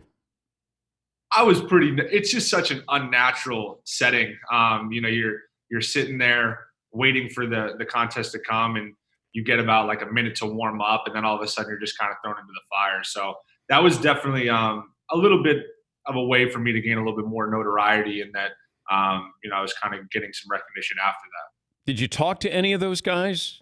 Do you talk to can you walk over to Steph Curry prior to a game and just like great shooter to great shooter have a conversation, or Klay Thompson? I haven't had that moment with either of those guys. Obviously, they missed a lot of this year. Oh, that's right. Okay. So I haven't had that moment with either of those guys. I will say it's been pretty surreal. I've been able to kind of develop relationships with guys like JJ Redick and Kyle Korver, guys who I've always really looked up to, who've done my job at the highest of levels. So it's been pretty cool to just kind of learn from them and pick their brains on different things. The Heat worked out in Miami yesterday. You leave for Orlando here coming up in a few days. How nervous are you? It's a combination of kind of anxious and excited. I think first and foremost, I think we're all excited to get back to playing. Obviously, there's a lot of uncertainty that's coming with being in this bubble. It's unprecedented in a lot of ways, but we're also excited about just getting back out there and competing. Yeah, but you're going to be in the bubble. Yeah, I mean it's a totally different scenario than obviously anyone's ever faced. I think that there's going to be some bumps in the road in terms of how it all comes together. But I think what's most important is that between the league and the teams, there's definitely a united front, and that everybody wants to play again. Yeah, but how many times have you been tested? We get tested every other day since June 21st. So I'd probably say like 5 or something like that. What's that process like? I've gotten used to it. It's gotten more and more comfortable. at first it was definitely uncomfortable, a little invasive for sure. But at this point, it's basically become habit, considering I do it every other day. I saw where the Greek Freak said, whoever wins this championship, you deserve an asterisk because you will have pulled off maybe the greatest championship, given everything that's at stake, everything you got to go through, if we even get to an NBA Finals. What do you think of that quote by the Greek Freak? I think there's definitely some truth to it. One thing we've really been talking about as a team is that this will definitely be a test of competitive will and then also just mental toughness. So I think whatever team can pull through in that regard will definitely have a competitive advantage. I know you're doing a sweepstakes. Yes, Duncan Robinson is running a sweepstakes contest. I think you're involved with the United Way, so would you like to let the audience know? Yeah, absolutely. I'm doing an event with United Way and Engage, and basically it's just a way to first of all give back to the community of Miami and everything that's going on between the recent social justice push and also COVID obviously as well. Obviously 100% of the proceeds are going towards the cause, and the grand prize is basically just like a VIP game night with me. You'll be my guest all the way through from pregame warmups to postgame as well. And there's a bunch of other prizes as well. So like I said, 100% of the proceeds are going towards the cause. And, obviously in times like this, it requires people to give up both their time and their money. And I've tried to do both. So I feel like this is a way for me to do that. Give the website to people if they want more information on this. You can go to Let's Engage is the platform that I'm using it through. And like you mentioned, it's the Duncan Robinson sweepstakes. Are you a Patriots fan? I did grow up a Patriots fan, yes. Well, you didn't answer the question. Are you a Patriot? I will say it gets tough as you get older. Your loyalty kind of shifts. Now I feel like I'm very much a citizen of the city of Miami.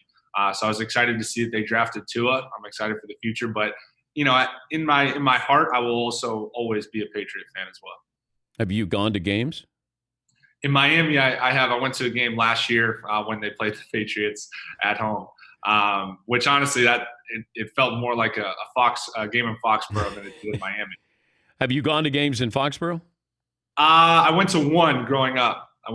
So I grew up north of Boston, Foxborough south. So getting through the city and getting down there is always a challenge with traffic and everything. Duncan, good luck. It's been a great success story. You don't find too many guys who went to Williams College who end up in the NBA, and we wish you well there in Orlando.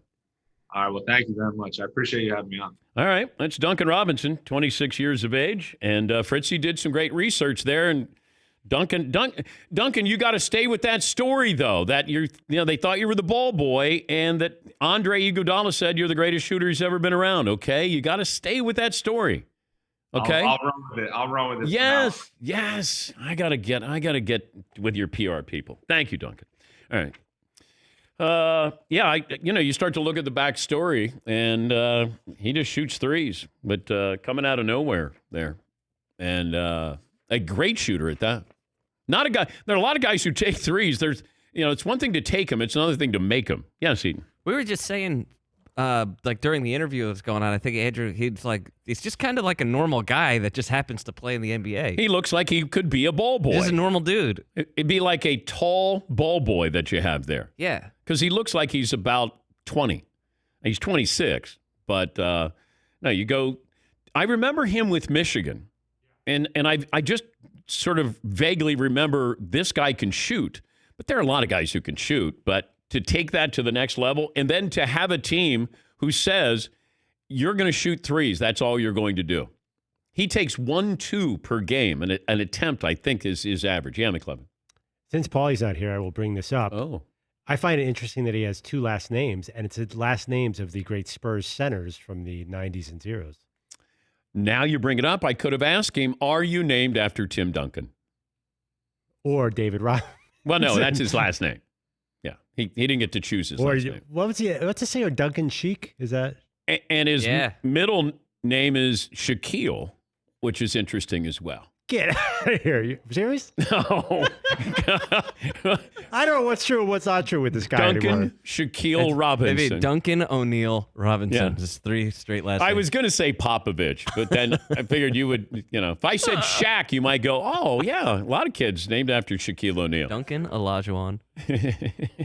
Ewing Robinson III. Did you consider naming your kids after athletes? No. Because you knew they weren't going to be athletic. I wasn't going to name them after me or after athletes. I think that's tricky. It's just somebody you think is somebody, and then you're going to name your child after them. I named my son after my dad. I figured that I'm okay with that one. Yeah, McLovin. Duncan Robinson's middle name is Duncan McBride, spelled with a Y, Robinson.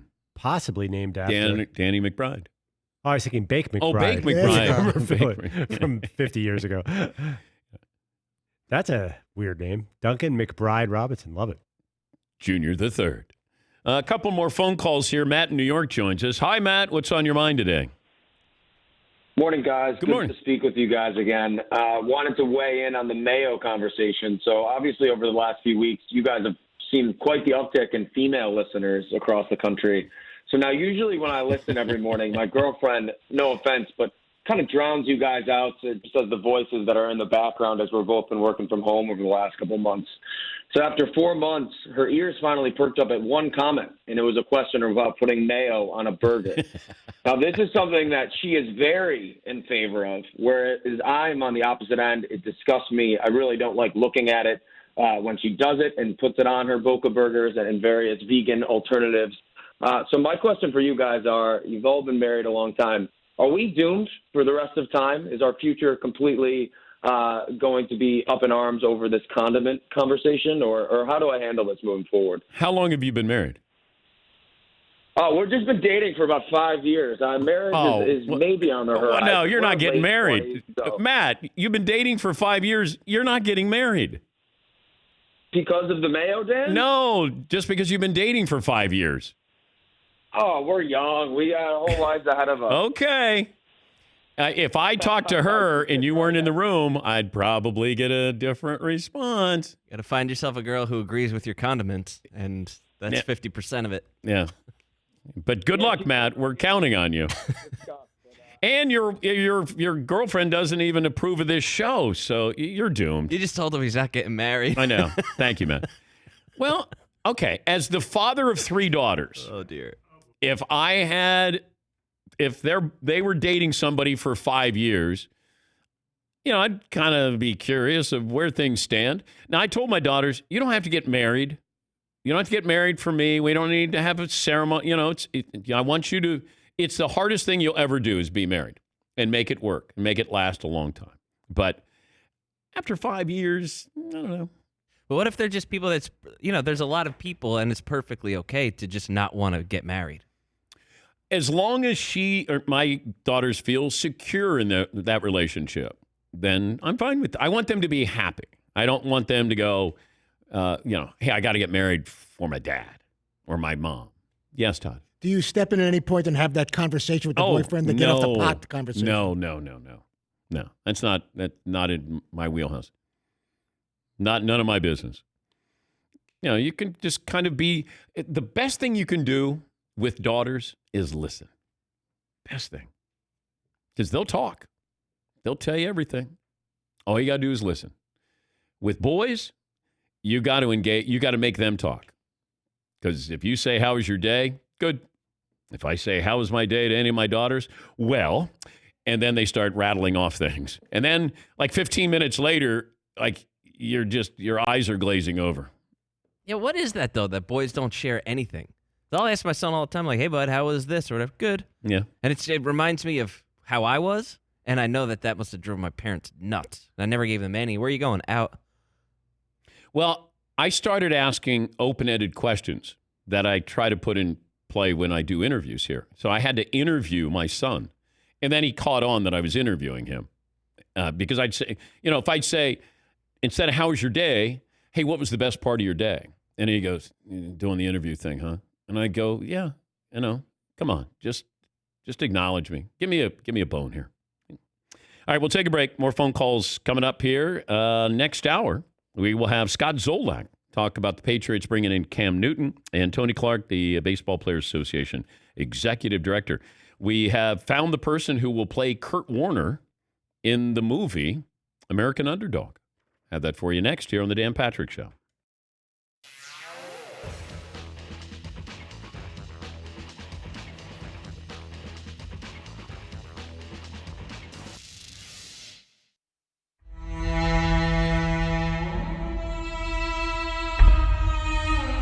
Here's one. Would you rather be Joe Namath or Dan Marino? Joe Namath had the signature win of all signature wins for NFL quarterbacks. Upsetting the big bad Baltimore Colts, biggest underdogs in Super Bowl history. He called the shot. He was Broadway Joe, the way he looked, the way he played. Even when he was injured, he looked like $1 million. But he wasn't a great quarterback. He was charisma. I don't think anybody threw a football with less effort than Joe Namath did.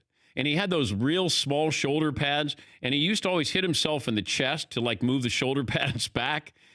But, you know, he suffered those knee injuries when he was at Alabama. He was a runner. He ran when he was there. And then when he got into the NFL, you know, where we were with knee surgery, you know, Joe now having that kind of surgery could have prolonged his career and probably had a little bit more consistent career.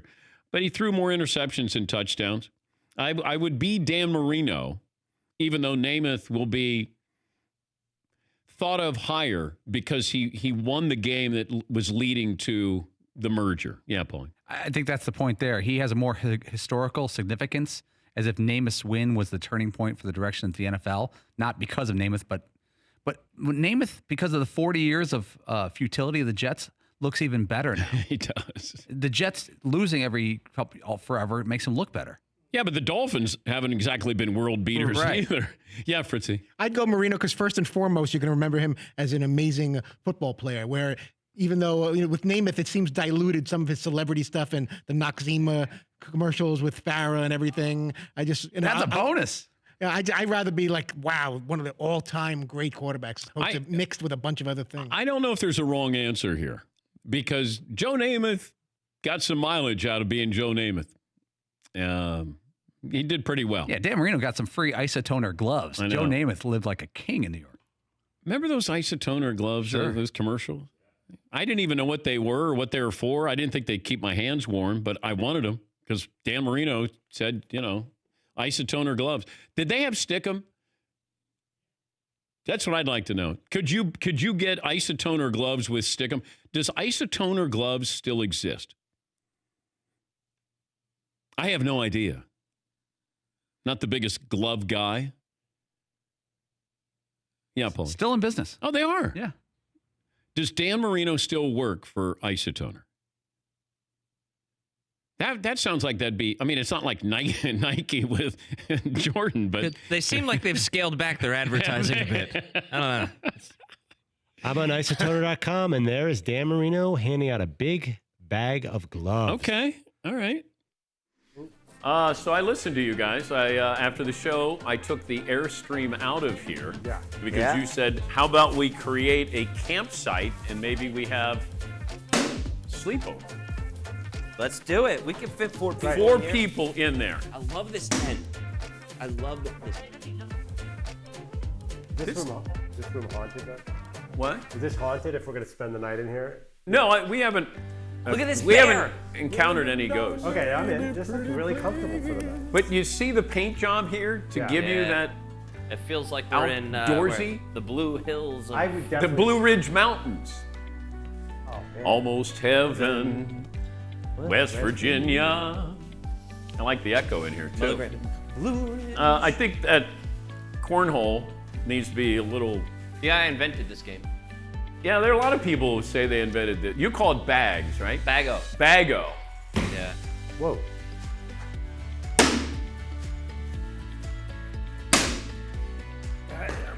Didn't say I was good at it. I just made it up. Oh my God, I'm off right Yeah, there's a lot of people who say they invented cornhole.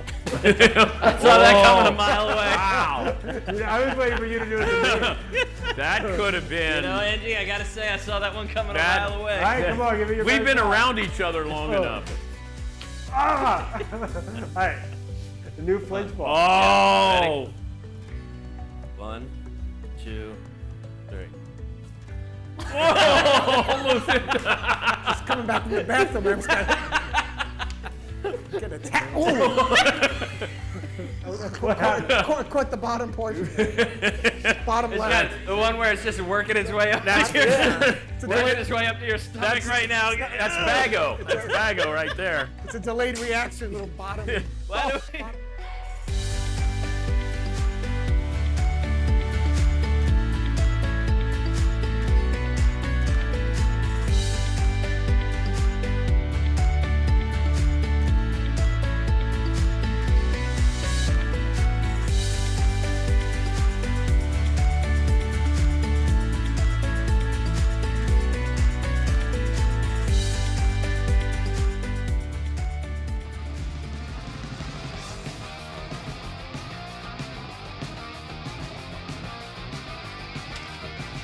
Got our Discover Card moment of the week. And we didn't have to look hard for this one. It just kind of presented itself. Here is the Discover moment of the week, and it happened yesterday during the show. 79 is the new 78. You realize? Todd. So, I had my mic. Yeah, I'll be watching it. I hope it gets off. I think that the bubble concept and the Marv Albert on the show, Todd leaving his microphone on, and then when he's reminded he's got his microphone on, he still talked. If you made a list of all the no-nos, that would probably be very close to the top, that there's no one other than you and the guest talking in that segment. Yeah. Well, we have some of you who have problems turning your mic on. You have a problem turning yours off. I do. Because McLovin will sometimes forget to turn his on. You forget to turn yours off. Yes, McLovin. Oh, sorry, my microphone. Okay, you got me. That Yes, was a Steve. visual joke. I like, too, that we finally get the commissioner of baseball back on. Like, all these great guests this week. Yeah. But the one that really stands out is Todd leaving his mic on. Yes. Ruined the whole thing Yes. for a Not the change. commissioner talking about 60 games or anything. Thank you, Todd. Discover Card Moment of the Week brought to you by Discover. Get your free credit scorecard today, even if you're not a Discover customer. It includes your FICO credit score. Checking your scorecard won't hurt your credit. Learn more at discover.com/credit scorecard. Limitations do apply. Are you gentlemen aware of the movie Shazam? Are you? Yeah. McLovin, you? I've seen it, yeah. Okay. Do you know who the star of Shazam is? Oh, my God. Zachary something. Zachary Levi is the star of Shazam. He's set to star as Kurt Warner in the biopic American Underdog, the Kurt Warner story. Oh, I know Shazam. Oh, he would be good at that part. Yeah. I don't know what else he's been in. Wasn't he Chuck on the TV show Chuck? I think that's him. Oh, it is? Yeah, remember that show? He was a little goofier back then. He's been in some of the Avengers movies. Oh, okay. Yeah, but Zachary Levi, who's in Shazam, is going to play the Kurt Warner He's in story. Thor Ragnarok. That's him? Well, he's not Thor, but he was a character in that. Oh. All right. I think the people who did Invincible and The Rookie are producing this. Kurt Warner and his wife are also co-producing this. And all right. I guess you get the grocery, where he worked at the grocery store. That seems to be the big part of Kurt Warner's story. That he was working in a grocery store, played in the Arena League, and now they're going to make a movie of his life. Good for him. Bob in Seattle. Hey, Bob, what do you have for me today? Good morning. Good morning, fellas. Morning. Hey, I wanted to weigh in on a really great nickname, a really cool cat, Johnny B. Dusty Baker Jr., the manager of the Houston Astros. I don't even, I always thought of him as, Dusty Baker. I never thought of Johnny B. Dusty Baker. Jr. Yeah, I did not know that. But thank you, Bob. Yeah, I grew up in an era where it felt like everybody had a nickname. Or if you had a nickname, it was pretty cool. Like Rick Burleson was the Red Rooster I think that was him. Yes, Todd. And do you know why Dusty Baker was called Dusty? I do not, I was Todd. doing a little homework here. When he was a kid, he was constantly playing in the dirt. So his mom was calling him Dusty for that. Oh, well, all right. There you go. And How you feeling about the accuracy of that report? Not well at all. Come on Not already. well at all. What? Do you know Adam Sandler started on this day 30 years ago? We're not Saturday talking Night about Live. the date that Dusty Baker was born or any You know, anniversary. This is just Shaq's a number when he got to Orlando was 34. I also messed up the Ricky Henderson number, by the way, of that. I don't know if I divulged that, or Paulie threatened me that he was going to tell you that I got both those numbers wrong, because he was actually like number 35 or something when he started with the A's, not 24. So I got both of those numbers wrong on the scoreboard that day. I'm surprised when you get numbers right, Todd. You should be. Yeah. It's usually wrong. Just assume it's not right. Yes. And then it'll be a pleasant surprise if it's like, you know what, that matches accuracy. Thank you, Todd. JD in Oklahoma. Hi, JD. What do you have for me today? Hey, Dan. Hey, Dave. I was just going to comment on what you said earlier to the caller about being married for 5 years and not, or dating for 5 years and not getting married. And I did it for 6 years. I got married, so we've got about 2 years. So it can happen. I don't know about forever, but I'll get back to you. But, I can let you know. But, okay. Yeah, keep me posted, JD, over the next 5 years while I do this. Just if you're still married, just call in and go, hey, Marvin, tell Dan JD's still married. You'll be there more than 5. But I also wanted to say that I got an Australian Shepherd puppy that we adopted, and we named him Dan Patrick Mahomes. So just wanted to let you know. Well, thank you, JD. Those are beautiful dogs, too. Oh, man, are they ever. Yeah. Yep. People go in waves where a dog becomes really popular, and then they breed so many of them. Then I always wonder what happens, because how long it takes before somebody goes, pugs are in. Now it's Labradoodles. Bulldogs were I think in. French Bulldogs French right now Bulldog, are a big one. time. Yeah. And we have a Shiba Inu, and it is a cat, not a dog. It couldn't care less about anybody. But, it was a big deal, especially if you lived in New York City. My son brought it home. I thought he had a squirrel on his shoulder, and it was a dog. And I go, no, he walks in, he goes, what do you think? I go, you have a squirrel on your shoulder. He goes, no, that's my dog. I go, well, great. And of course, I end up, we're the ones raising the dog at home. And that dog, it's amazing. I have a cat that is friendlier than the dog, which is impossible, but I do. I walk in, that dog may lift its head, but usually not. When I feed it, never gets up, not in a hurry, couldn't care less, never excited. So if you are thinking about a Shiba Inu, understand they are not loving dogs. They look gorgeous. They're not loving dogs. At least mine isn't. Steve in Florida joins us. Hi, Steve. What do you have for me today? Hey, Dan. Long-time listener. My is Reggie Jackson, Mr. October. Yep. I mean, growing up with him, it was, he was my favorite baseball player. But Dan, I want to ask you about the fireworks. Yeah. I blew up part of my pointer finger and my thumb about 5 years ago, and the worst thing is I can't go left. So I'm like Larry David. I can't go left. So if I play in basketball, I'm going to make you go to your left? Is that what you're saying? Oh, Dan, you're tearing me up in basketball right now. And I played in the Bronx years ago in the cage and all that with Nancy Lieberman in Far Rockaway High School. Yeah. Yeah. Oh, God. Well, have a great weekend, Steve. Thank you. I'm going to play him to his left. Lost a couple of fingers there. Sorry. I mean, I got to play to my strengths. Can't be sympathetic and go, I can't make him go left. That's not fair to him. Hell yeah, you're going left. One more hour in the books.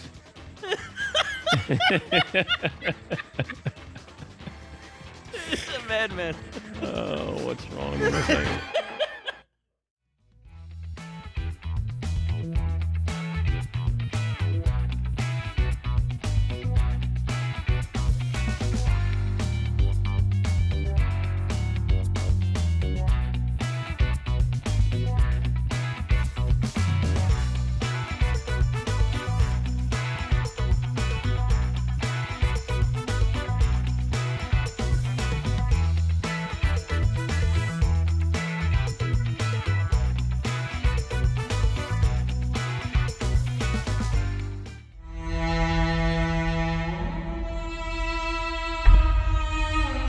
premise of the book is you're saying that this song, where you would not think that these two parties would get together to do this at the time that they did it, how did it change radio?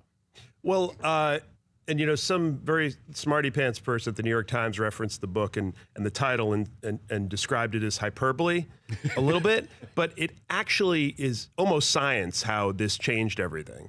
And I could tell you in 30 seconds.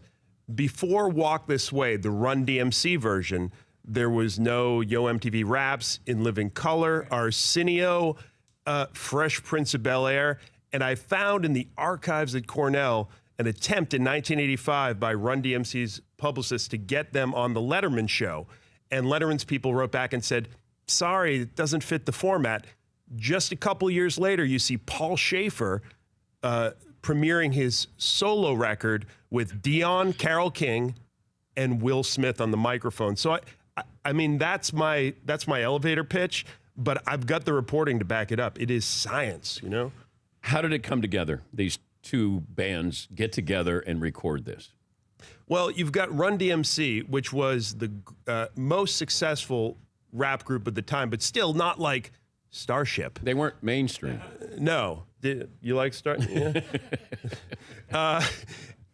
So you got Run DMC, and they're being produced by Rick Rubin, who was not the Rick Rubin we know of now. He was not a very famous man. He did have a slightly bad beard.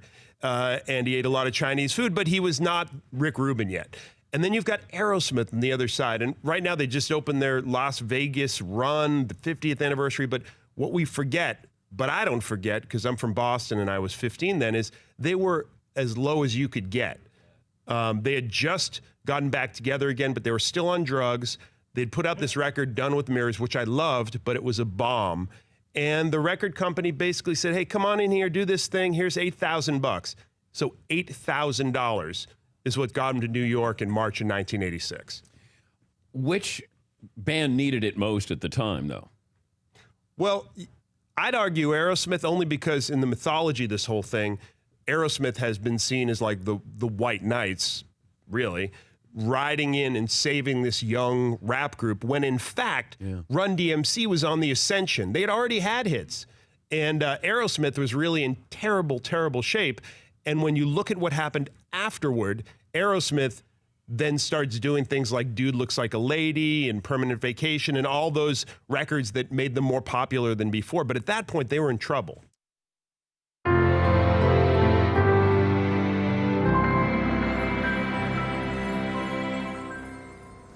All right, so we're going into a long weekend. I thought we'd start it off with some compliments for the guys, right? So I put it out there on Twitter to send only compliments for the Danettes. Oh, you can't make, like that's begging for people to. No, I just want to start things off on the right note. Like we're going into a weekend. I like that. That's nice. You know, I want things to be. That's how you know it's step. Yeah, when Todd says he likes it, you know it's wrong. All right, so this one's from Kellen Laws. Hi, my name is Seaton. Is a better golfer than the boys in the back. It's not really saying much. Andrew Perloff once saw a great white shark. We only have 5 seconds left. Fritzy's ability to say 3 sentences without taking a breath. And I got one for Chat Row.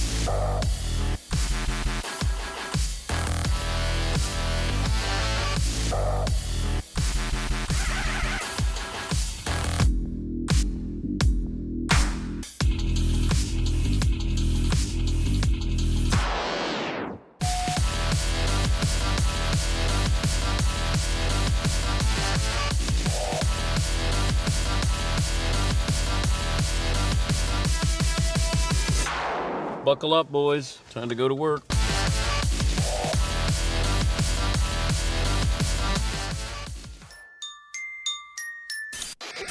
Welcome to the Dan Patrick Show. This felt scripted. Dan Patrick. Rob Manfred, Major League Baseball commissioner. Bringing you the biggest guests and best interviews. How do they go on the injury report? What's the designation there, Commissioner? They're just going to be reported as being on the injured list like any other injured player. This is not a lack of transparency issue. It is what's allowed by federal law. The reality in an everyday game is that people are going to kind of figure out what's going on when somebody's not present. Dan Patrick. Who was booked first, Tony Clark or Baseball Commissioner Rob Manfred? That would be Tony Clark for tomorrow. Did you say we were having Tony Clark on Thursday? I may have mentioned that. Do you think? Yes. Okay. Broadcasting from the Mercedes Man Cave, this is Dan Patrick. Oh, it's a disturbing trend, but it's happening. Students in Tuscaloosa, Alabama, throwing parties to see who can get the coronavirus. According to a report, students put money into a pot, and they are trying to get the coronavirus. Whoever gets it first gets the pot. Congratulations. I hope it's not a trend. It is trending, but I hope this is not a trend. Final hour on this Thursday. We're down to Danette. Paulie got an early start on his 4th of July weekend. We'll get to phone calls. We'll also talk to Scott Zolak. He's a former NFL quarterback and a Patriots radio analyst. Get his thoughts on Patriots bringing in Cam Newton. And also, he heads up the Baseball Players Association. Tony Clark will join us. And Todd said that when he was reaching out to the commissioner of Major League Baseball, you mentioned to the PR department that we were having Tony Clark on, the Players Association executive director. I did. And you think the commissioner... Lo and behold, after several tries of trying to secure the commissioner, he was able to come on yesterday, the day before Tony Clark is coming on. Okay, and one thing should be pointed out in fairness to the commissioner, because I told you what my source had told me a couple of weeks ago. Once they locked in on 60 games, they were not budging off 60 games. The commissioner and the owners did offer up more games. I think they went up to like 74 games. So it wasn't always 60 games. I was told when it got to 60, no matter what the Players Association did, they were not budging. So I just want that to be mentioned, that the commissioner and the owners did try to opt for more games. It just didn't work out. But once they got into 60, they were locked in. Also, the commissioner saying there was initially a report that maybe 4 to 6 owners were interested in shutting down the season, and I was told 1 to 2, and that's what the commissioner said yesterday. 877-3DP-SHOW, email address dp@danpatrick.com. NFL quarterback moves usually set off a chain reaction when you think about it, at least public perception. Patriots bring in Cam Newton, raise the question about their quarterbacking room. And now the AFC East is looking at New England differently. Jarrett Stidham, not quite sure. Cam Newton, we know what he once was. Buffalo Bills were going to be the team taking over the AFC East. They got a young quarterback, Josh Allen, and maybe he's up to the task. Athletic, all the arm strength. I mean, he looks like a younger version of Cam Newton. Sean McDermott was on the staff when Cam led the Patriots to the Super Bowl in 2015. He's the head coach of the Buffalo Bills. And, you know, he's probably hoping that Josh Allen is able to emulate Cam Newton. Then you got Sam Darnold, talented, but still unproven. Miami's got Tua there. Cam Newton's made the AFC East a lot more interesting, and he actually made the New England Patriots cool. The question is, how much is he going to play? For that answer and more, we bring in the Patriots radio color analyst, Scott Zolak, the former Patriots quarterback. What was the reaction, Scott, when the Patriots signed Cam Newton? Well, I mean, we had the greatest name to play the position for 20 years, and when he departs, and you're left with Brian Hoyer and Jarrett Stidham, and I like both those guys. I know Brian really well. He's been here multiple times. And they go with Stidham last year to be the only guy to back up Tom Brady. So you lose the name, you lose the, I don't want to say ego. I think you lose that personality, that leadership in the locker room. And then bam, you hear Cam Newton's name after hearing not a single thing for 3.5 months because of COVID. I mean, we really haven't had any sports to talk about. It's just when our team's coming back, what's going to be protocol. But man, when Cam Newton's name dropped, a lot of people got excited because Cam Newton really played well against us in the couple games that he had against us. Okay, is he going to be the starter this year? If you were going to gauge, If you have to ask me, I'd say no. Given, and I say, and it's not because he's a bad player. He's a fantastic, transcendent type player. I love watching him play. I love calling games against him. This offense here is so predicated on timing and detail, and I think that's why you had the frustration with the quarterback here last year, is because people weren't in spots where he expected him to be. He wants to throw the ball into holes. Cam is a big play player, and when I say that, he's 7 steps. He's off the back foot. He waits, he'll run around, sort of like Ben. He's very similar to Ben Roethlisberger, and he likes to push the ball downfield. This whole offense here it's 1, 2, 3 yards out to Edelman and get the ball in the playmaker's hands.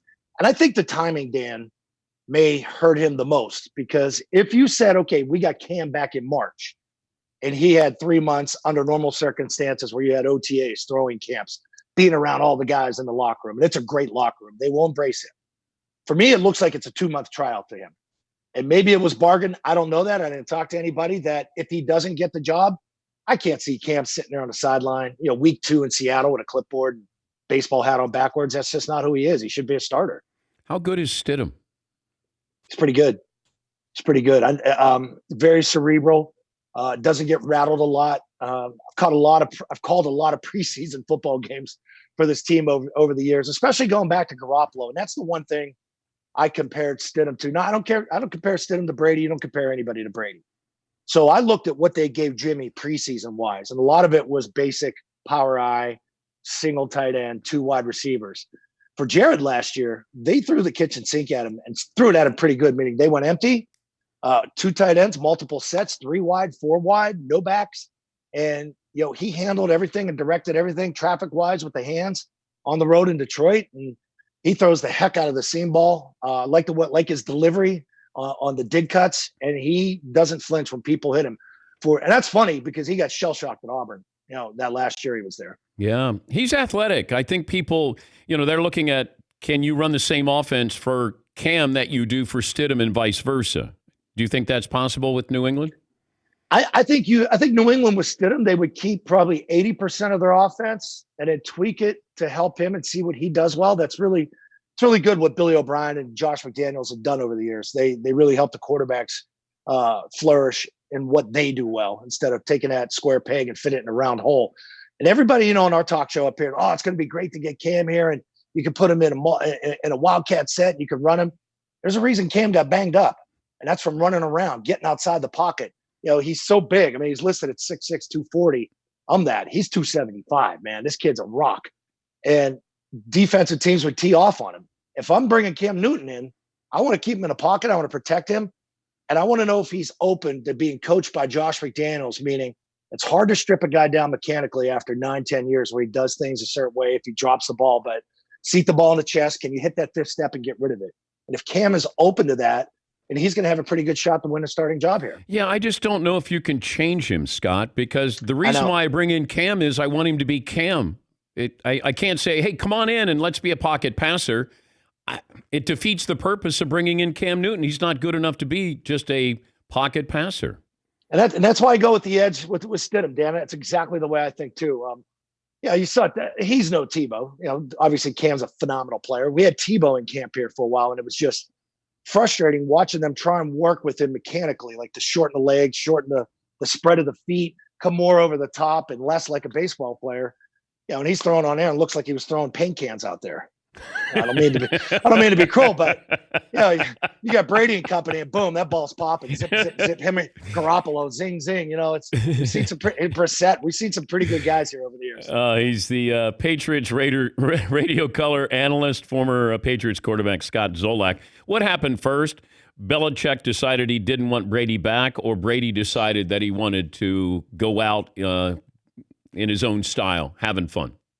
It seems like if this was Tom's decision based on what if it was Howard Stern, he told that, right? When Stern asked him, when did you know you were out of New England? And he said, probably the summer before last year there. Yeah. So to put a timetable on it there, and that's really when he negotiated to not have that franchise tag. So to me, that's where he calls the shots. And hey, Bill was fine with it too. I think Bill's always said, I'd rather have no other quarterback than Tom Brady. but 20 years is a long time in any business, in any marriage, in any relationship.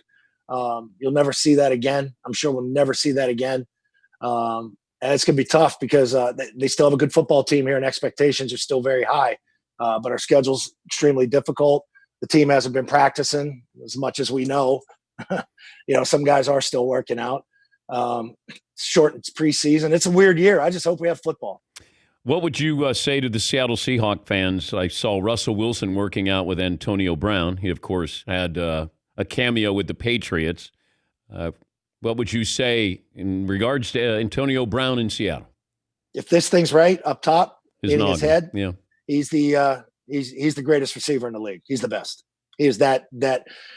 I mean, calling games when he was in Pittsburgh, to watch him separate, to watch him use his body on the long ball to accelerate, decelerate, to create space. The kick return game, he's explosive, and to watch him here in practice break guys' legs and just the feet. His feet are so quick.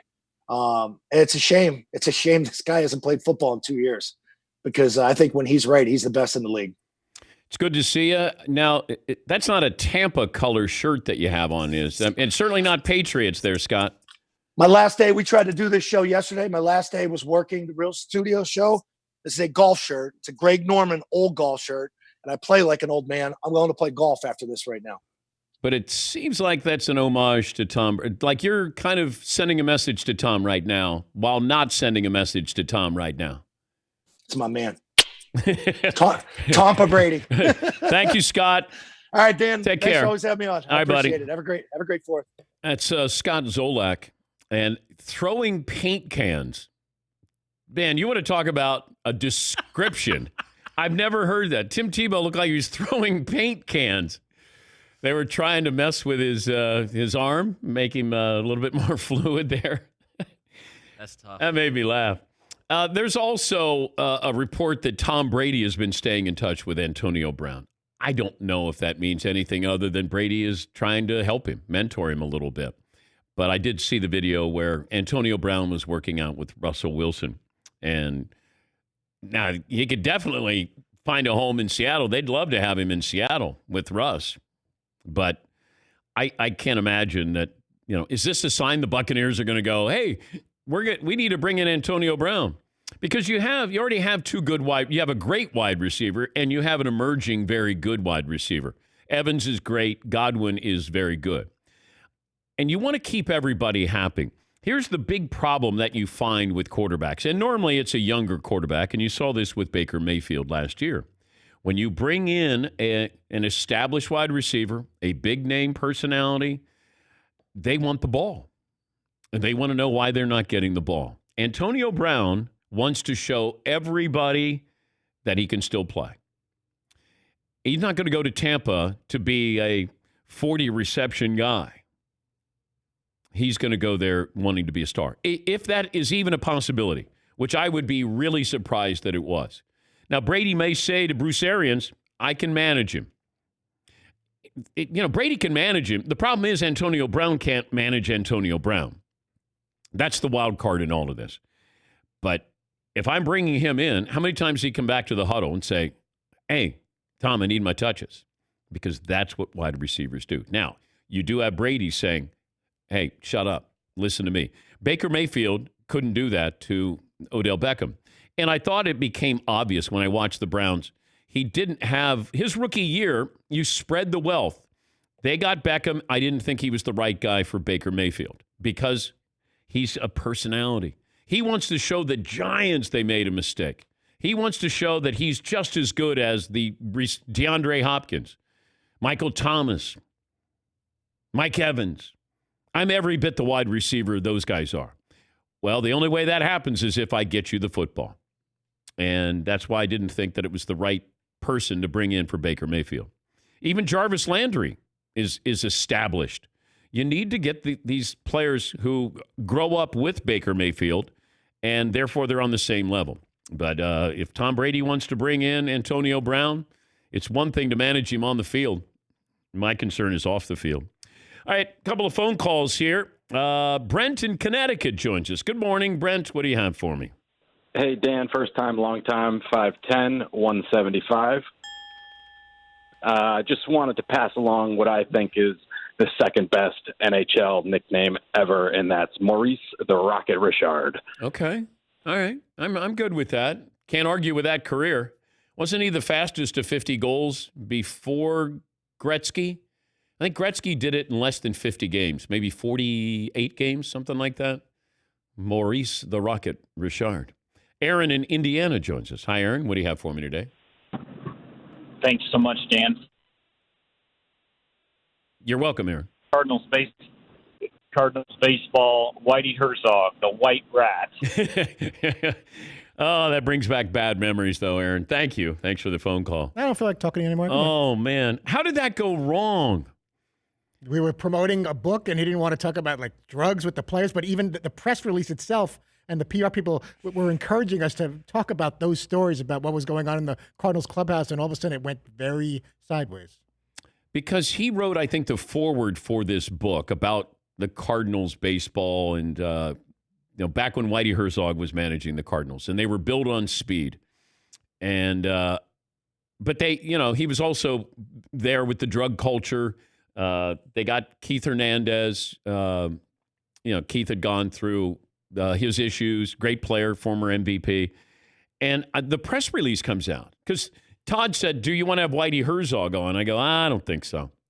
And so he says, well, look at the press release. The press release says, talks about Whitey is willing to talk about cocaine. And I'm like, what? There's some great quotes in that press release. Yeah, so, we got to have him on. Yeah, I go, all right.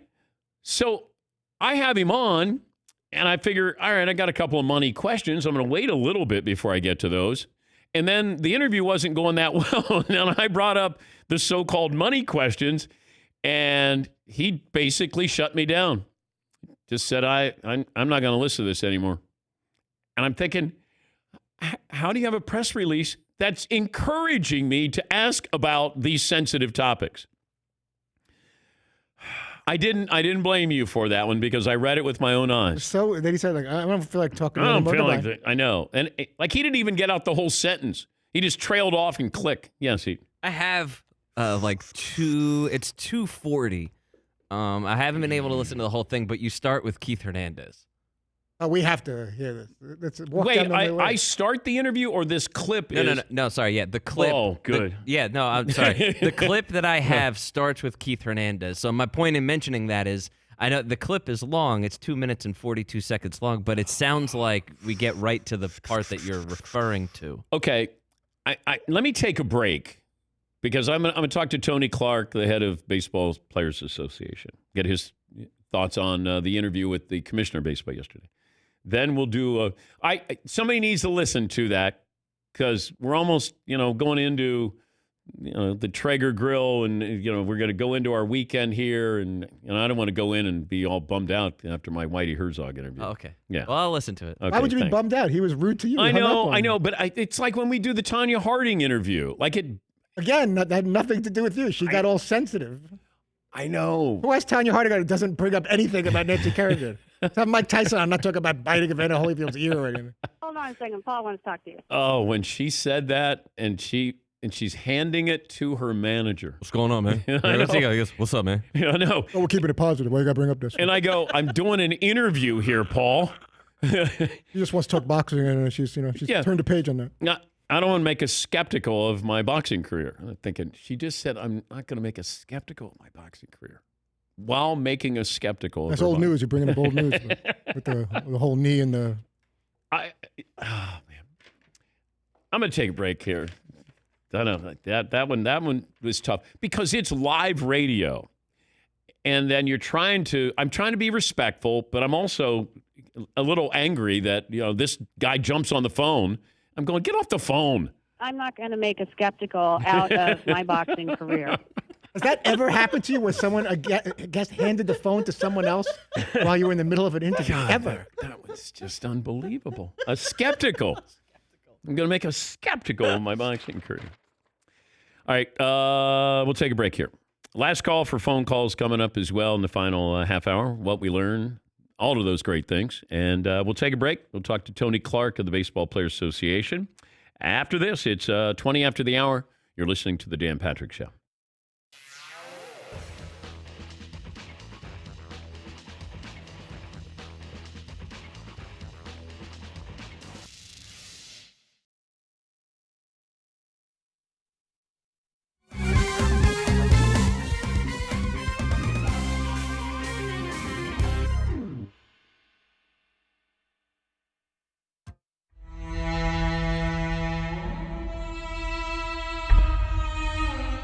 Was there mutual respect when they collaborated?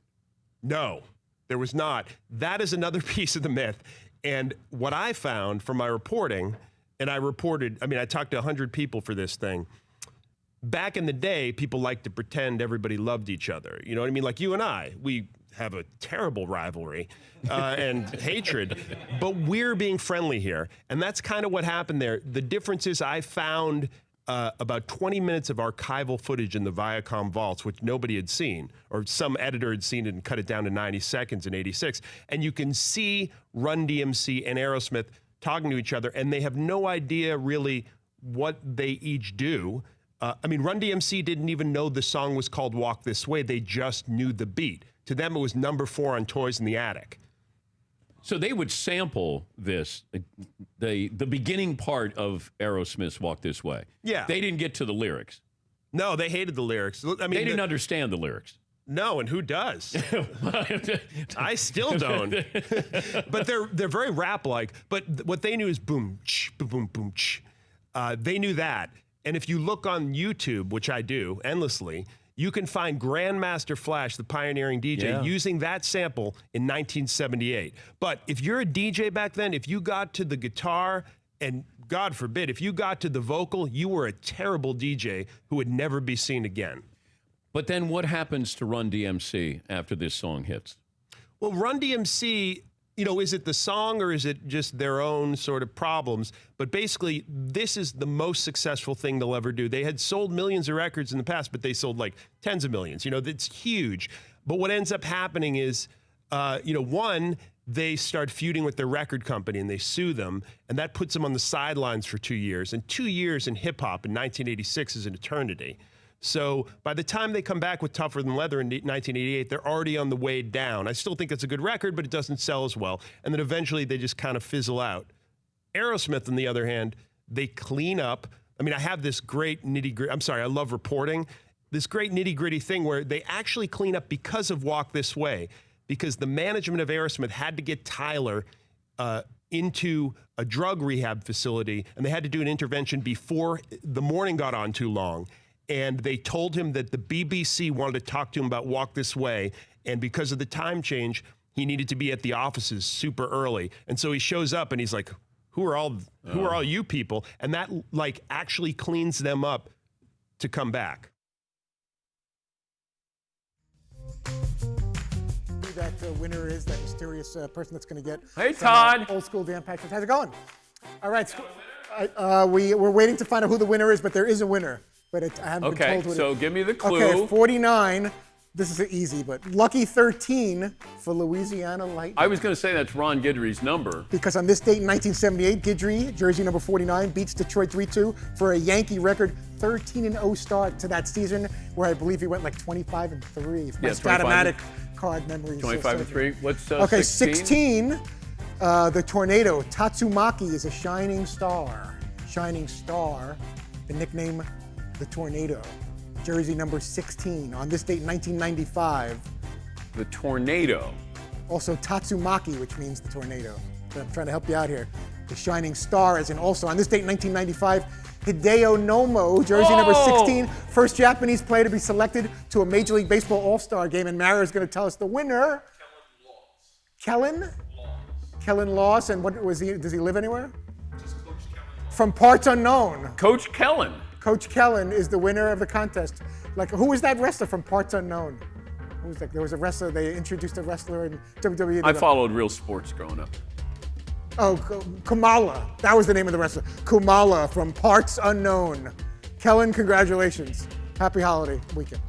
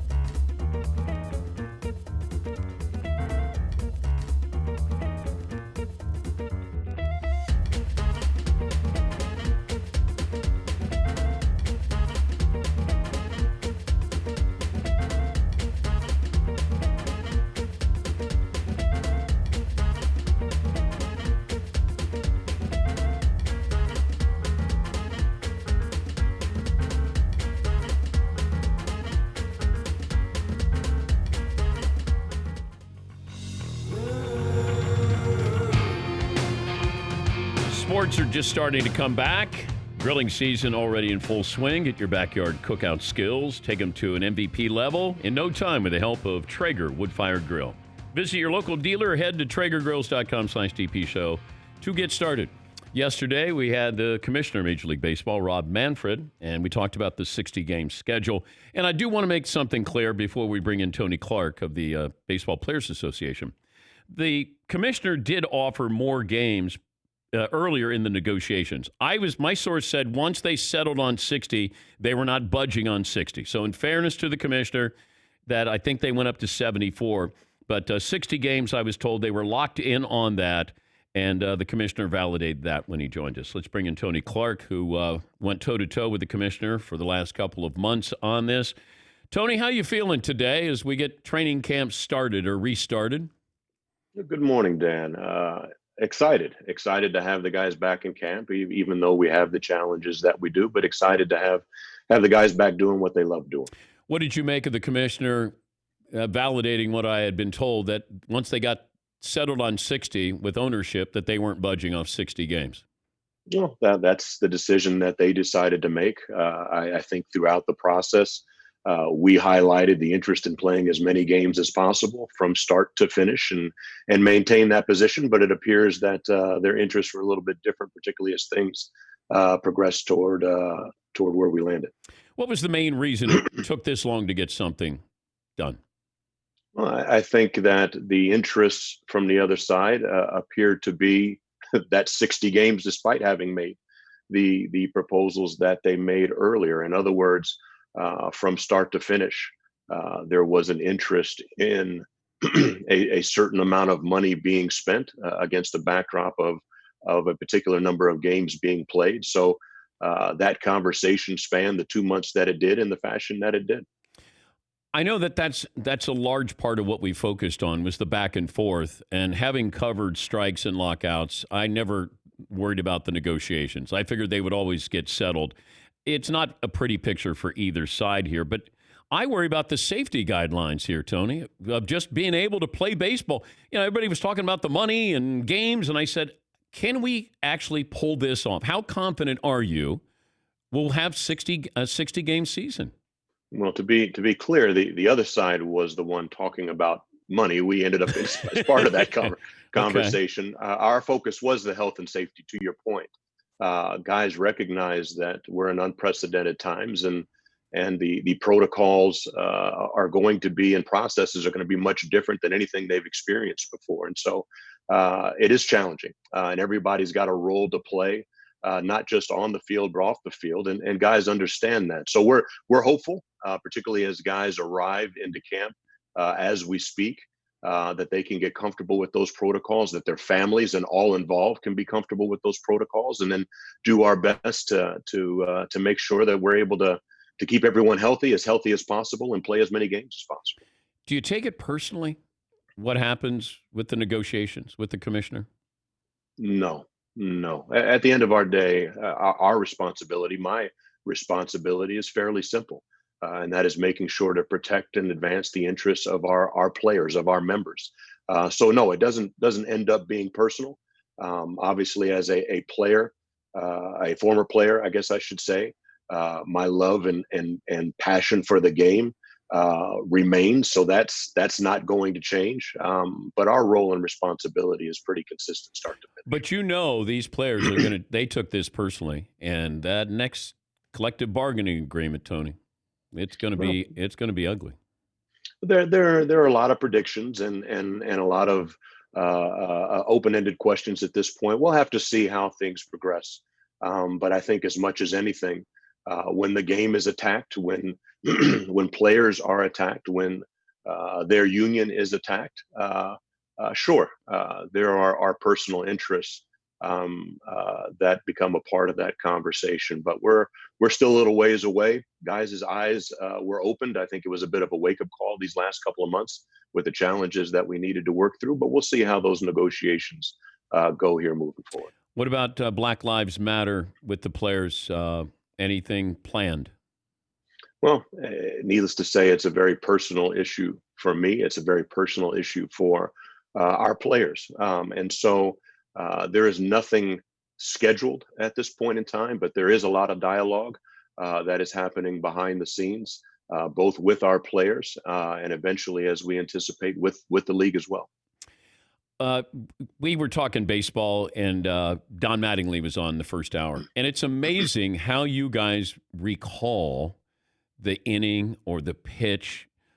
It's amazing. Whether it's John Smoltz talking about facing Bonds or it's Mattingly facing Roger Clemens, and he's telling you the count, the pitches, like everything. Do you have a moment? Because people should know that you played baseball for a long period of time. But is there one of those moments where you kind of go back to and it was a great magical moment for you? Well, I have a number of them. It's hard to highlight one, but I'll offer this initial one, which was my first big league game. So as you mentioned, I was fortunate to have played over the course of 15 seasons in the big leagues and a number of years in the minor leagues, and had aspirations even when I was younger of playing professional basketball. But my very first day in the big leagues and playing for Sparky Anderson and looking to my left and seeing Lou Whitaker and Alan Trammell, and looking to my right and seeing Cecil Fielder, who took me under his wing when I got there. That very first game and each of the at-bats, struck out my first at-bat, I struck out my second at-bat, and hit a ground ball to second my third at-bat, and was excited to actually have put the ball in play. And then my fourth at-bat got my first hit off of Julian Tavares, and then got my second at-bat, second hit in my fifth at-bat off of Jose Mesa. And you'll probably recall as a baseball fan yourself that in the mid 90s, those Cleveland Indians teams were something special. So that very first game and having an opportunity to step on the field where a number of the greats did, including Al Kaline, who was somebody I leaned on as well. It's just it's something that I'll never forget. Well, you probably got some bullet holes there, maybe bleeding a little bit from those negotiations, but you live to see another day. Hopefully, we get 60-game season. I'm not as optimistic, but I'm hopeful. But maybe we get it, and I wish you luck, Tony, because I know what those negotiations are going to be like. Going to be rough. Going to be rough. I appreciate it, Dan. There's a lot that we're going to have to work through. A lot of concerns with respect to where our game is and where it's going. So we'll be diligent and we'll grind through it. Thank you, Tony. Thank you, Dan. That's Tony Clark, the executive director of the Baseball Players Association. But I just want to make mention that it felt like yesterday with the commissioner that we're talking about 60 games, and they weren't locked on 60. But once they did get locked, I was told they were not budging off 60 games because they knew what the start and what the finish date was. And they were worried about that second wave of the coronavirus. And they wanted to get the World Series over before the second wave came back. And the commissioner acknowledged that that was true. But he did say, hey, we offered up to 74 games. So baseball got wounded again. We keep saying it's resilient. Oh, baseball always come back. At some point, it just doesn't come back because you still have an older generation. Your fan base is the oldest fan base of any of the major sports.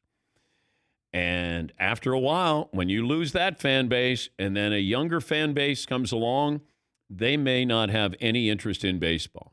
They may not have any attachment to it. And that's going to be a real troubling time. And baseball just signed up. Extended their deal with TBS. Postseason rights, big money. But I'm doubtful. I'm doubtful what happens after next season because these players are going to be out for blood. Absolutely. And I know Tony Clark may not take it personally. I don't know how you don't. But these players are going to take it personally. And I think the sport is going to hit a couple of potholes again. We look at these sports and we say, well, they're resilient.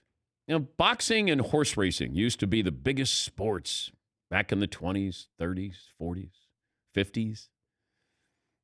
Boxing, horse racing, not so much. And I think that that's what you have to be careful of you no longer relevant. And I think that teams want to be relevant. Sports want to be relevant. How do you stay relevant? And baseball, to me, is not in the 21st century. It just doesn't feel that way. It's the season's too long. I'm more excited about 60 games if they get the 60 in than I would be if there were 162. I want a game to mean something instead of, hey, we lost 7 in a row. No big deal. We're not out of it. I like that there's a little bit more drama, tension, a frenetic pace to this.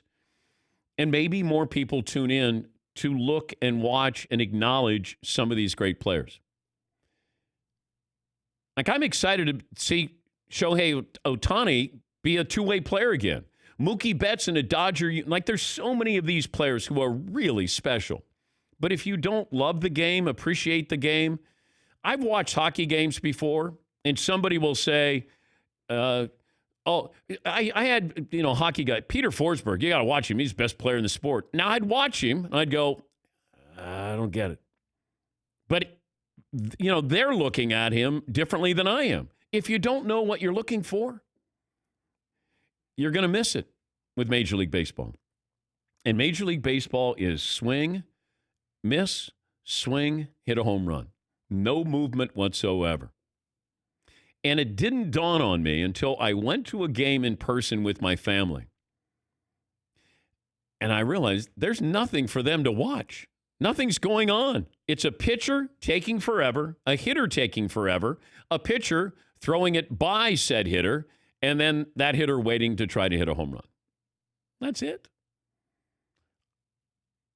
I wouldn't be interested in that if I was 20, 25, 30, 15. And that's why it is so important for baseball to do the following. Get kids into the ballpark. Get families, let them afford it so they can go in and experience it. Because if you don't experience it, you ain't watching it. And that's the best way to go there, so you hear that sound, you smell the smells at a ballpark, and go to batting practice. Like, just those things that they're gonna leave a mark there. They're gonna leave an indelible mark there in your memory. Like, wow, I remember when. Or that was fun, or that was great. I think a lot of us of an older generation had experienced that. And there's a new generation that just isn't interested. And mom and dad can't afford to take you to the ballpark. We'll take a break. Last call for phone calls. We'll close up shop right after this Dan Patrick Show.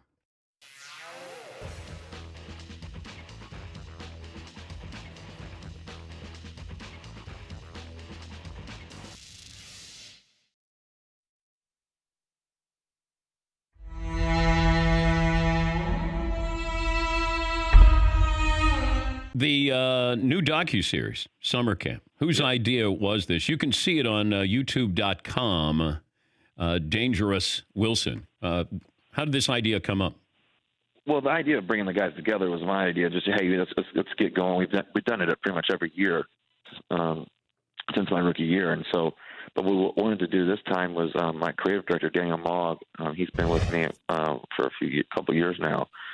He's amazing. He's super talented, was with NBC for several years, and now he's working with us. And we get to do so many cool things, creating shows and, ideas and production and everything else. And so what we wanted to do is we wanted to tell the story of these guys, because, of my teammates, just because some people don't know them. All the Seahawks fans, they're such ravenous fans, but how do you get to know these guys outside of the game? How do you get to know where they're coming from, their story, and also seeing, breaking the ice a little bit of how we have fun, how we enjoy it all together.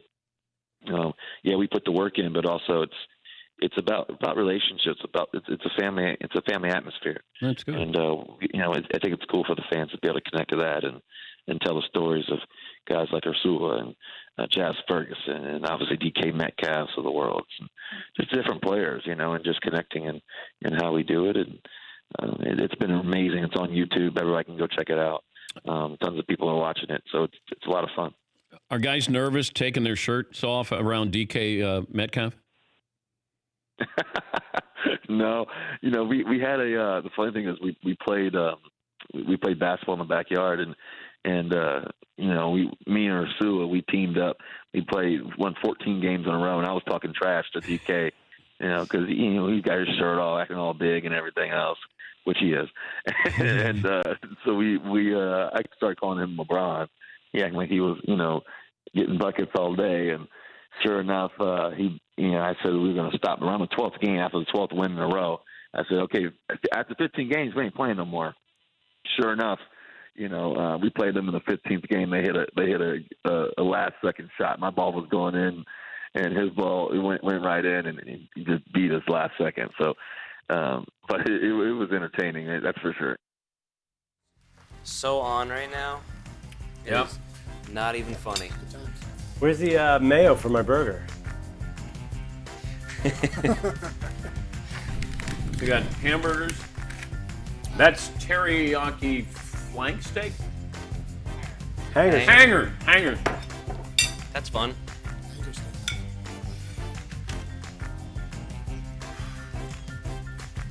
Ooh. Jalapeno. Yeah. Jalapeno business. I made burgers last night on the Traeger. How'd it go? Spectacular. I make it seem like it's really hard. It's a big deal, just so I get a little more credit in the house. It's fun. It's not that hard. That's what she said. Oh, wow. What? A hanger steak. Oh, yeah. Yeah. Not a hanger steak. So good. Yep, literally a hanger steak. I can't wait to go on vacation time. It's been a long run. You earned your... You are so ready. And do not reach out to me. What about, I can't send you little TikToks and... Todd will send an article tonight and be like, hey, what do you guys think? Guess For what? July 19th. What do you think? You're like... He sent me a Jim Gaffigan TikTok last night. It was very funny. I saw the special. I didn't need to see a TikTok. It was about like horse racing in the Kentucky Derby. Yeah. And then they go, then they put out the stud and Still acting like he's on TikTok for the quick clips of comics. There is other Okay. visual items, but there's a lot of good comedy. Thank you, Todd. No, I like the inspirational videos that they post.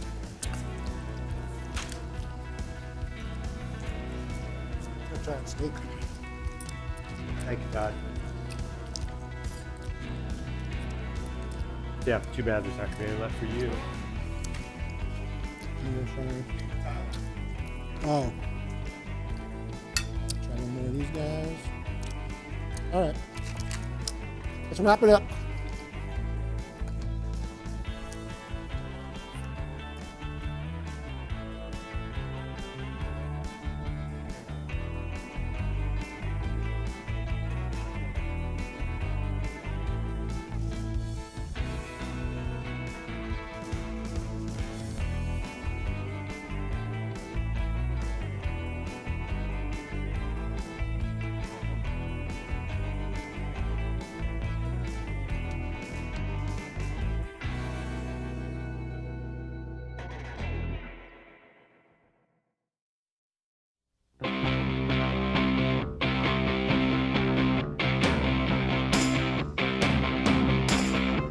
Close up shop as we always do. We'll be off tomorrow and all next week, but our thanks to this audience staying with us through these last couple of months.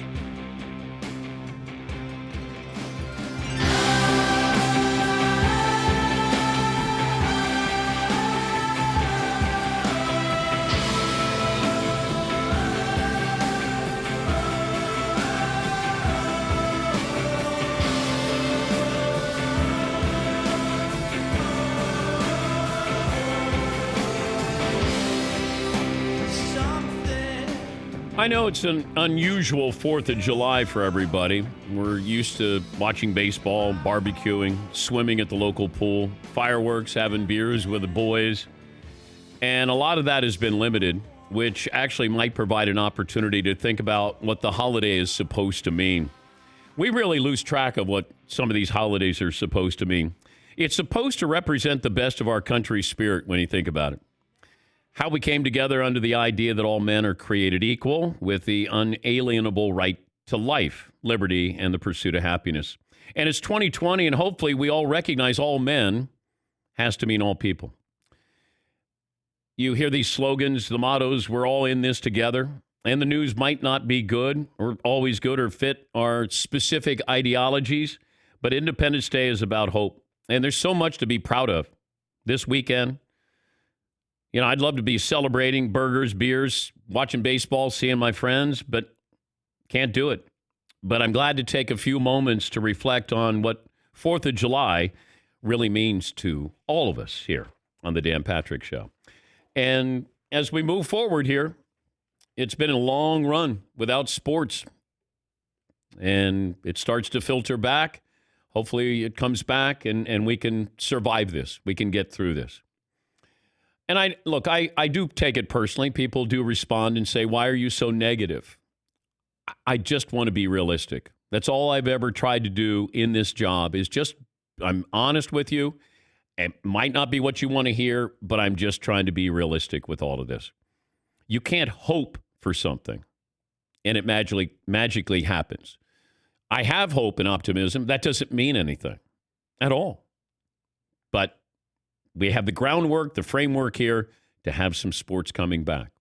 And if everybody does their job, whether you're in those sports or outside of those sports, maybe we can pull this off. But I do think that you're going to have at least one league that will not be completed. I just think you play the odds here, and that's not the case. We did hear from University of Tennessee yesterday, and I'd asked their head coach, Jeremy Pruitt, how many positive tests had they had, and he said 0.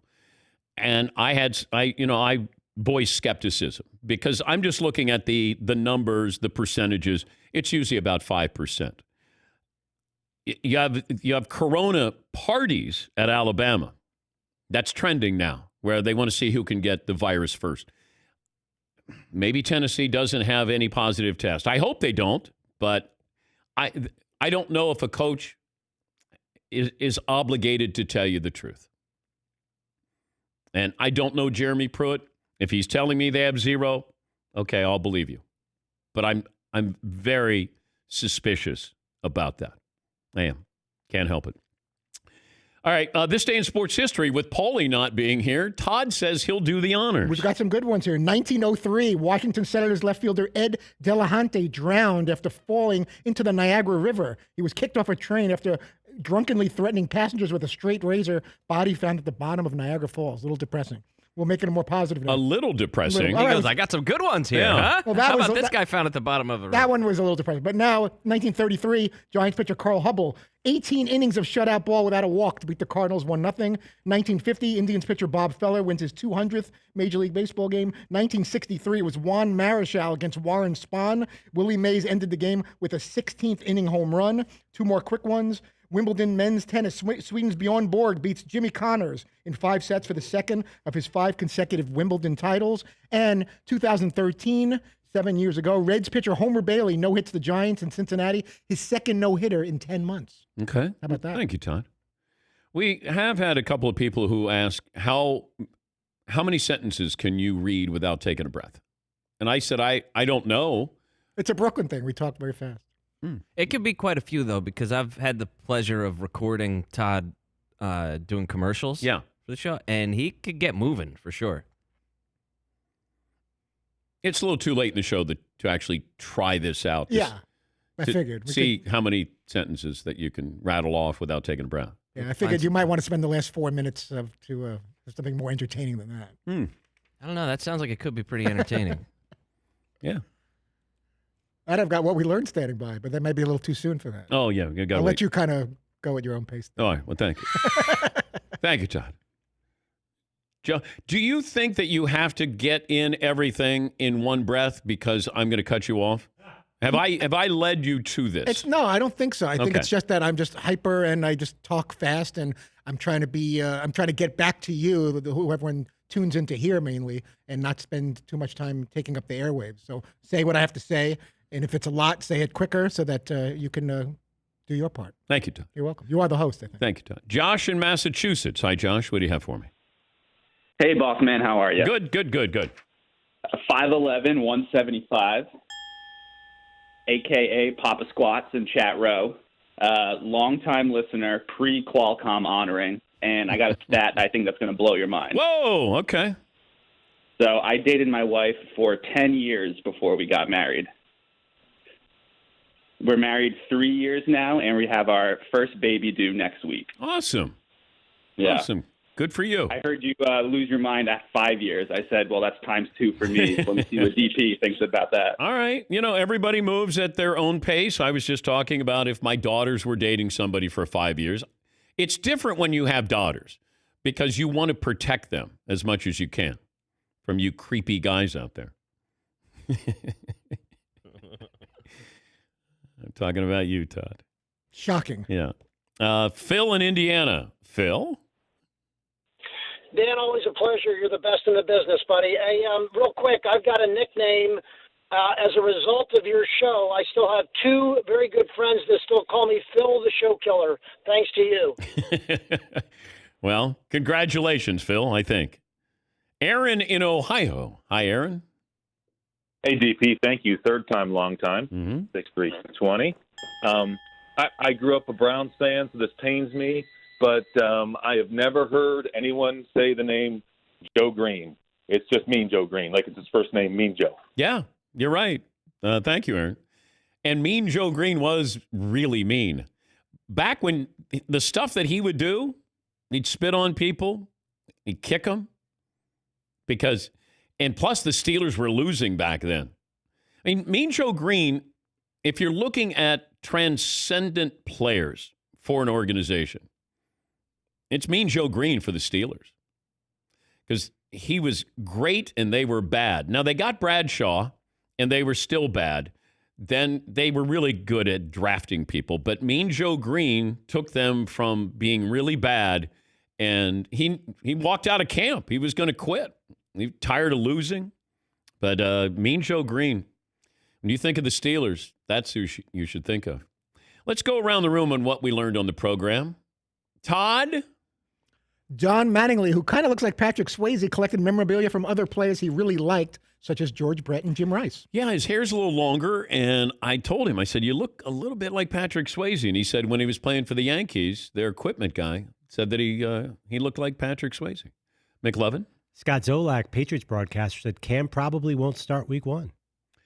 I don't think it's a foregone conclusion because I think it's important to have a backup quarterback, more important this year than any other year because of depth. And if the Patriots think they're a playoff team, which I'm sure they do, you got Stidham in there, and it's nice to have a security blanket with Cam Newton. But I don't think it's a given that Cam goes in there and starts. Seton O'Connor. Tim Tebow is throwing paint cans. That's great. That's a great description by Scott Zolak. What we learned brought to you by LegalZoom. Start Online, a network of independent attorneys. They provide advice when you need it most. Since LegalZoom isn't a law firm, you don't have to leave your home. Visit LegalZoom.com today for more information. Thank you again for your loyalty and the hospitality of allowing us into your life every single day. We'll be on vacation for a little while. Take care. One more.